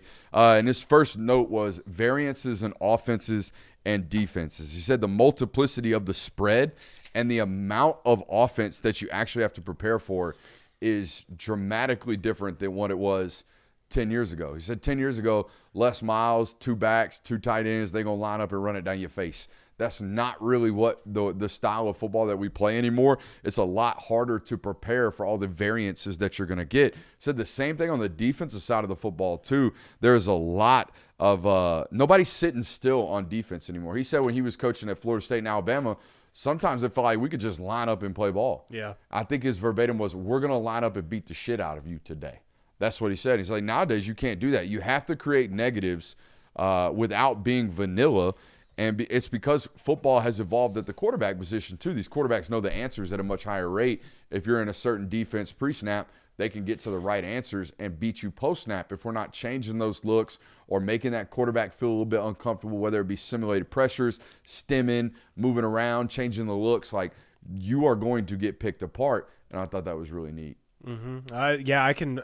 Certainly a lot of moving parts. I feel like it's really sped up, or I shouldn't say sped up, but it's been increased over the last few years, in my opinion. I feel like pieces are moving so much more defensively than they were even 5 years ago. Yeah, I mean, the complexity of the sport has greatly increased. It makes sense, but at the same point, it's become a more simple sport at the same time, which is unique, I think. And I don't think that's something that gets discussed a lot. I think the biggest change for me watching it over the last 7 or 8 years has been the amount of twisting and stunning and spiking and all kinds of different run stunts that defenses are running. 10 years ago, man, like everybody was two-gapping. Everybody was playing 4-down defensive linemen, 2 linebackers. The 4-down linemen built walls. The 2 interior defensive linemen tried to take up double teams. The linebacker scraped and plugged. That's not how we play football anymore. Now there's a ton of nut stunts everywhere you turn it on. Now there's a nut full of ton stunts every time you turn it on. Noses and tackles just darting across, or outside linebackers darting into B gap, linebackers filling C. Like the amount of havoc that defenses are creating on rundowns blows my mind every time I turn it on, because everybody's trying to create havoc up front. And like I said, used to, like, the stunts were made for passing downs, used to. Now, man, you're going to get it thrown at you nonstop. But Drew Bobo talked about that when he sat down with us. It's just the amount of chaos that people throw at you. It takes a while, man. We got to almost kind of give ground to gain ground and collect a lot of this stuff that teams are throwing at us. Asked him about Gunner's actual football growth, right? Because, I mean, even I forget sometimes, like, hey, dude, he's set for 3 years. He didn't play real football. He's out there in practice. And this is not a damning piece of information about Georgia. This is damning information about football in general. We do not develop quarterbacks in practice at all. They might as well be out there playing 7-on-7 with big guys in front of them that they got to throw over. That's it. Like, they don't take hits. They don't learn pocket mobility. They don't learn pocket presence. They don't learn actual, like, what it's supposed to be. Half the time they're down there reading off a card and they know kind of where to go with their progression. That is not real football when it actually starts to happen for them. So and I think he said it, the best experience is playing experience. Like, you actually have to get out there and play the position. It's not like edge rushers. It's not like offensive linemen. The offensive line as a freshman is going to see everything that he's going to see in practice that he's going to see on Saturdays. It is not the case. Same thing at wide receiver, same thing at DB, same thing everywhere but the quarterback position. When we actually start to play real ball, that's when we learn. That's when we grow. That's when our actual growth happens. We don't do it behind closed doors all that often. So I think there's going to be natural growth from Gunner. And we're going to talk about that in a little bit, but I think there's going to be natural growth from him. And he talked about how this year they're expecting Gunner to, hey, we got to find 7 or 14 more points in every football game. We got to find ways to give you more so we can get more out of this offense. I think it was he was very forthcoming with the fact that they expect higher levels of output from the offensive side of the football this year. Well, and especially for a guy like Gunner, speaking to the differences in practice and games. I mean, for him specifically, and quarterbacks that are like him, you can't truly get a feel for the game until you're actually playing in a game, because he does use his legs, and he's a very physical player, and he likes contact, and he seeks it at times, it feels like. So you really can't get a feel for it until you step out on the field on Saturdays. I had this conversation with a coach yesterday about Ole Miss. I was like, I thought you guys were a prime example of this last year, and I don't think they're there anymore. But they made the wrong decision starting Austin Simmons. Yeah. And had that not, gotten banged up or whatever, I don't think they fall into starting Trinidad Chambliss. No. And you don't know that guy's about to be that in practice because you're constantly blowing the whistle. Yeah. You're constantly blowing the play up, and it's just there's no way to find it. The same thing can be said for Georgia in 2021. If JT Daniels never gets hurt, correct, you probably don't stumble into Stetson Bennett that season. Maybe you don't stumble into back-to-back national titles. No, I mean you certainly don't win your second title in 22. So, yeah, I mean it happens all the time, and getting that in-game experience and realizing, okay, this player kind of swims when thrown in deep waters and this player sinks. It's how Georgia's vetted out players time and time again. Mm-hmm. I mean, there will be a true freshman in a week 1 game. Now, it's not going to be against a big team, but there'll be a true freshman in a week 1 game that gets thrown out there with the ones just to see what happens. Now, obviously, Georgia fans listening to this network, you know the number that I'm about to spit out, but 19.8. That is the average age of your roster. You are the youngest roster in Power 4 football. I think they're the youngest roster in Division I football. I believe so, yes. Definitely Power 4. I can't remember if it's in all of college football. Yeah. Number 1 in Power 4 football. And we talked about this going into SEC Media Days. They are young, but it feels like they've got dudes that have played a lot of ball. Correct. At a lot of premier positions. And I asked him, hey, is there a benefit to having both young and like a young roster and an experienced roster? And he talked about them being eager to learn and not set in their ways. He said, but it's very, very important that you have to coach the depth on these football teams. And this isn't a biased opinion. I think this is fact. Having gone to several of these Division I football programs, having sat through spring meetings, having gone to spring practices, nobody is grinding the 2s and the 3s like Georgia is. Right. Nobody. And so much so that everybody tries to emulate their practices like Georgia does. Matt Rule's talked about this. There's been several other football coaches that are like, hey, we're trying to practice like them. We're trying to be the football program that says, hey, if you come here, you're going to get developed, apart from quarterback, you're going to get developed in practice because there won't come a day where you feel like you got cheated on reps. And I think the biggest rule change and the biggest change in football that has allowed this specifically at places like Georgia where they have 3 deeps worth of dudes is the rule about on-field coaching. The rule about these analysts actually being able to coach football during practice. And he talked about it, Lindy, the tight ends coach, the backup tight ends coach behind Todd Hartley. Look his name up, Joe.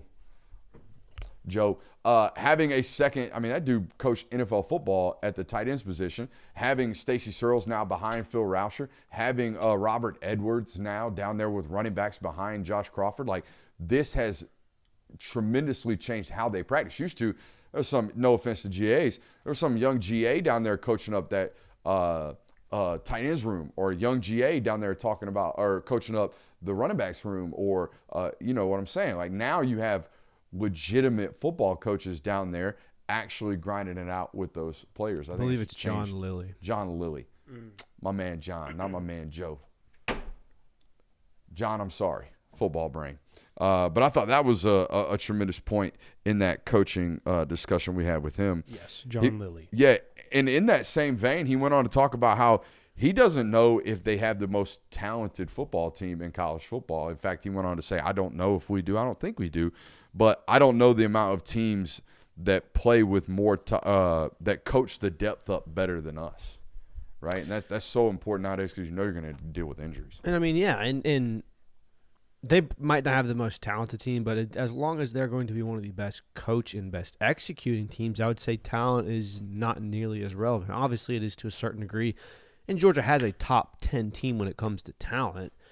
But it's going to be the execution. It's going to be not making mistakes, and that comes with experience and age. And I think that while they are a young team, they do have a good amount of that. So you'd have to feel pretty confident, even if you can't confidently say, hey, Georgia's got one of the most talented rosters in college football. I hate to delve into the chat, but I'm going to delve into the chat.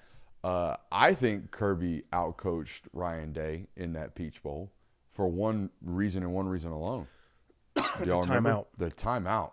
The time, knowing that they were about to run a fake punt because he had seen what we had seen on this network. We pointed it out because they almost ran it against Michigan. It got called back for a penalty. Calling that timeout, they're picking up that first down, and that's ball game. That timeout was huge. The kicker missed one wide left, but I thought that was the biggest coaching decision. And by the way, I thought Kirby got outcoached by Marcus Freeman for the same vein. Yeah.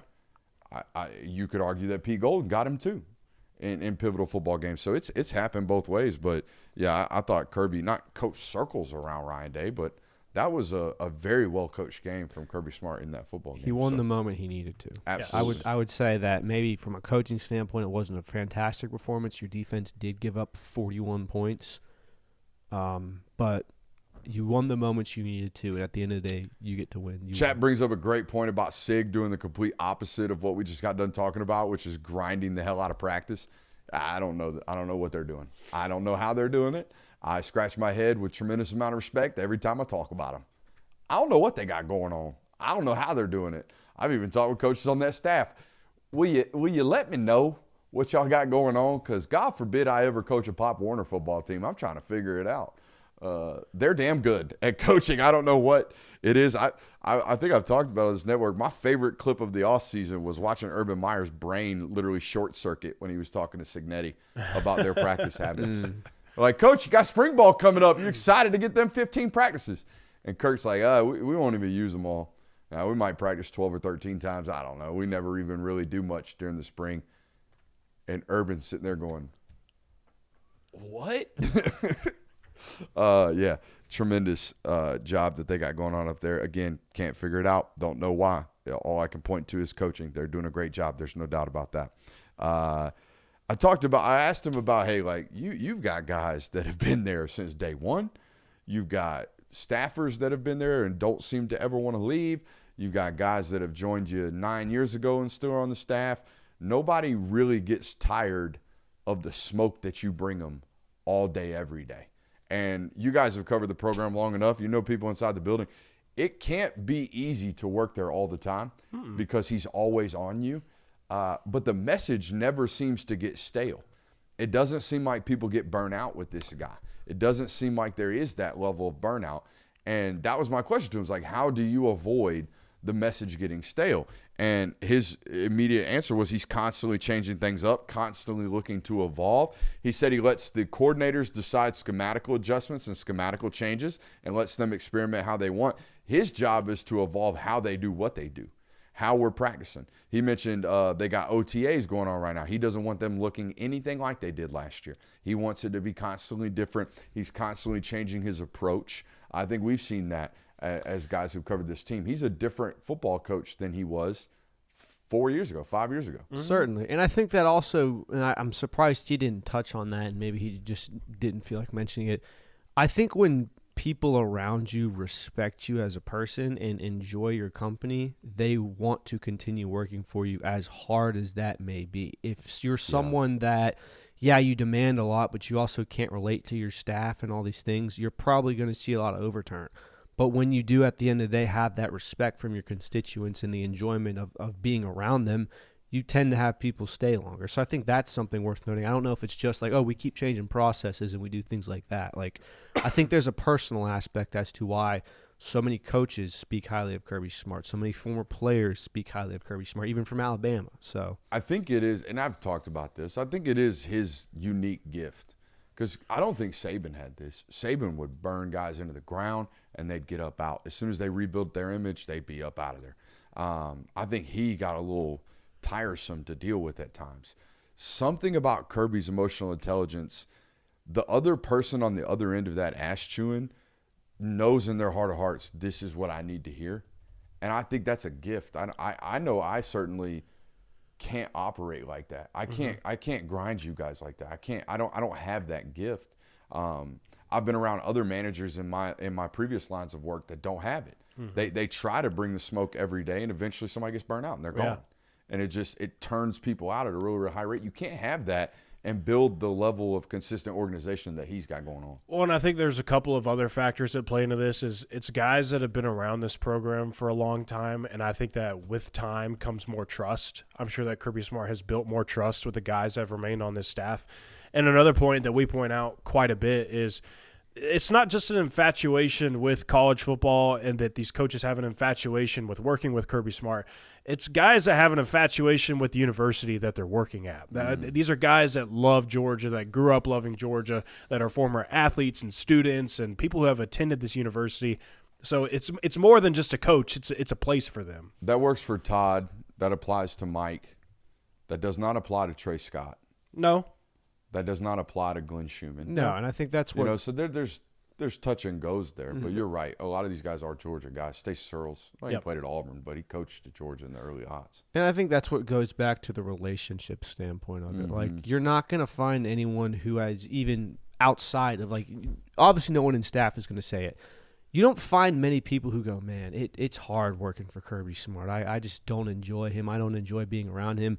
Yeah, he's a great coach. Yeah, he demands the best of you. But, man, I just can't stand that guy. No one has ever said that. And maybe someone has, but they're the minority in that regard. All right. The last question I asked him is something I've been wanting to ask that guy for like 6 years since I had kids. And I think it got relatively resounding reactions because I think other people struggle with this too. If you're trying to work as hard as you possibly can to be as good as you are at whatever it is that you're doing, it could be very easy to become a distant father, become a distant husband. I feel this. You guys, you just had kids, and one day you'll be blessed enough to have them, hopefully. Hopefully. If you want them. But it's something I fight all the time. And I'm lucky enough that 90% of the hours that I work are right here in the basement of my home, or my mother's home, for those of you who get that joke.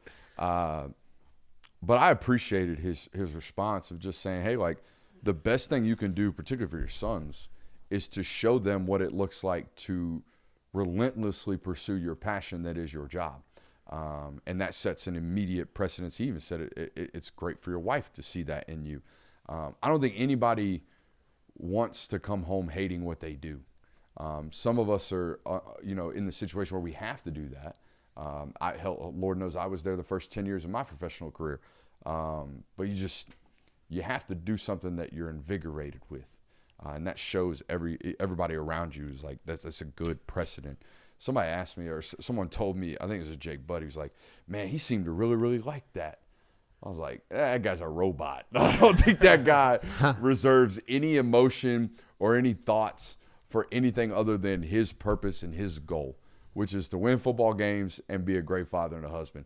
Everything outside of that is white noise to that guy. So, no, there is no, oh, man, I like sitting down with that fat-headed MFer. No, there's none of that. That is, I had to be here.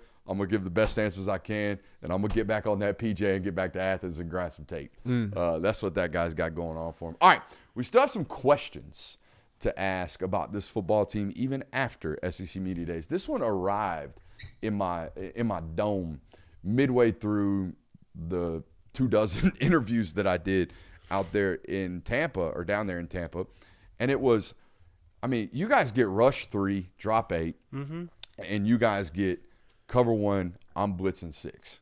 That's what y'all get. On pivotal passing downs, that's what it is. And the rush 3, drop 8 stuff is a question all quarterbacks have to figure out. It makes it really, really tough on the Q. You pretty much have to extend and create, or you have to be willing to throw into tight windows on time. That's growth that will come the more and more we play football. But the man-to-man, I'm getting blitzed up answers, somebody's got to win right now. That's a question I have about this roster. Last year we knew what the answer was. It was get the ball to Zachariah Branch right now and let him go do what he needs to do. I don't know who that answer is right now. No. And I think that is a big thing we're going to have to figure. And guess what? The 2 mid-majors you play to start the season, they're going to do it to you. They're going to think they can cover your wide receivers to start the season. They might not be able to cover your tight ends, and maybe that's the answer. But a slot fade, I love Elias Williams. I think he's going to be great. But 3rd and 5 slot fades to the tight end, those aren't statistically great, efficient play calls. No. They take longer. Those are build speed football players. We have to hold the ball a little bit, almost ensuring that the quarterback's going to get hit, especially if we're bringing 6. And it's a low percentage throw, even though he is 6'7", even though he is the greatest catch radius that we've seen at Georgia, I don't know in how long, because he's got better ups than Darnell. I think he's got better wingspan and radius than Darnell as well. Yeah. But who's going to be that man-to-man answer? Like, is it going to be London Humphreys? Is it going to be Isaiah Canyon? He's shown the ability to do this to an extent in the ACC. Is it going to be Jacoby White-Helton? Yeah. Like, who is going to be this I can win right now guy? I'm the answer when they blitz us. Yeah, it's certainly needed. That's been, that's who replaces the Zachariah Branch role. Not even just like who's the slot guy, but it's been like who is the go-to guy this year. And it was beneficial that Georgia somewhat had 2 of these guys for the first half of the season, and Colby Young and Zachariah were guys that could win immediately and the guys that you could trust on critical downs. But now you got to find answers at both of those spots. You got to almost replace 2 of those guys. It's certainly a big question. Here's something I don't think, and maybe it's because we don't want to put it in the ether, but it's something that hasn't been asked yet, and I kind of want to put it out there. We've talked about all the areas where, what if Gunnar Stockton improves here? Where can Gunnar Stockton get better here? How can he do this? What if, or are there any areas where Gunnar Stockton might regress? Because we've seen that happen in Georgia quarterbacks. I think Carson Beck was a worse quarterback in 24 than he was in 23. I mean, the assumption is that Gunnar Stockton will get better, but if he gets worse somewhere, where do you think that would be? He can't be much better in the criticals than he was last year. Exactly. Great point. I mean, are you going to be an 85% completion percentage in the 3rd and 4th quarters something last year? insane like that, yeah. I mean, astronomically good. So I mean, if we ain't gonna be. It's hard to replicate what we did last year in Right. critical Oh, moments. for sure. I mean, he was the best in the country in those moments. Exactly. Yeah, I'd say that, or kind of playing into that too, of like you'd almost assume that it maybe gets a little worse is his turnovers. Like if he is going to be a guy that's cutting it loose, throwing into tighter windows, probably going to result in some more interceptions this year than what he had. Hopefully not in the same form that Carson Beck went from 2023 to 2024, but I would imagine that there might be a few more Shock turnovers. talked about it on the show in Tampa where he was like, there was a point last year where they were like, dude, if you don't throw an interception today, we're going to be upset. We talked about that. And I know we talked about that, but that comes from the sideline reporter. Yeah. That comes from like the guy that gets far more access than us dum-dums ever get. Gotta be the most, has the most access out of anyone on the beat. For sure. I wouldn't even consider him on the beat. No, yeah, but I mean, he's around the beat. You know? You're right. He's around the program, but I mean, he's wearing the logo on Saturdays, standing on the sideline. Right. He's got better access than all of us, and he was the one that brought that up. And we joked about it last year. It was something that sounded like they were actually talking to him about. It's like, hey, you need to put the ball at risk today because we need you to try. Right. We need you to do these things in order for our offense to grow. I do think there might be an uptick in that, but there's probably going to be an uptick in explosives because of that. Exactly. They're willing to drive the ball down a little bit. I'm down to give a little give and take there. Sure. I'm down to have, what did we throw, 6 last year? Yes. Might have even been 5, maybe 6. I'm down to throw 8 or 9 if we throw for much more explosive moments in these football games. Lord knows their offense certainly needs it. That's a great transition into my next question, which is, where does Gunner actually grow? You talked about where he might actually take a step back because, again, how could you be that great in the criticals again unless you're just, I don't know. Stetson him. Bennett. Him, you know. Stetson Bennett. Dude, he was better than Stetson in those criticals. I know, but statistically I'm last talking year. about a guy that did for 2 years straight. You're right. And took a step in those moments in 2022. Is he going to be a better layer of the football? Is he going to be a better design quarterback run guy? Because I don't think it was that great last year in those moments. We already mentioned I don't think he'll get much better in the critical statistically, situationally. But I think if I had to where's pick the growth come? I think if I had to pick one, honestly, and I somewhat saw it last year, but I think it kind of also continued to be not an issue, but something that was very evident was lacking for him throughout the year. Pocket presence, trusting the pocket. Yes. There were a couple of times where he flushed out of there a little too quickly, even though he was stable inside. So I think that might be the biggest area of growth for him as a guy that can trust the pocket, will stay in there, stick in it a little bit longer. And, again, that plays into explosive plays. We definitely got far more vertical in those pockets as the season progressed. But early on in the year, particularly Alabama, we flushed some things that we didn't need to. Certainly. As you would expect from a young football player. He's really, really young at that point in his playing career. Lord knows he's, 22 now? I have 22? no idea. His age? Yeah. I think he's 23. He's part of the Um, 22 class. Yeah. Now, this is something we've talked about ad nauseum this year, but how do you now replace Amaris Williams? Because I think based off the 4 practices he got in the spring, I thought they knew that was going to be a dude. We watched the Auburn tape knowing that was going to be a dude. Where does that come from? Is it Chase Linton? Is it Zayden Walker? Is it Chris Cole? We've been talking about this way too much this offseason, but they're going to have to find an answer there. We've been talking about that for the last 2 off seasons.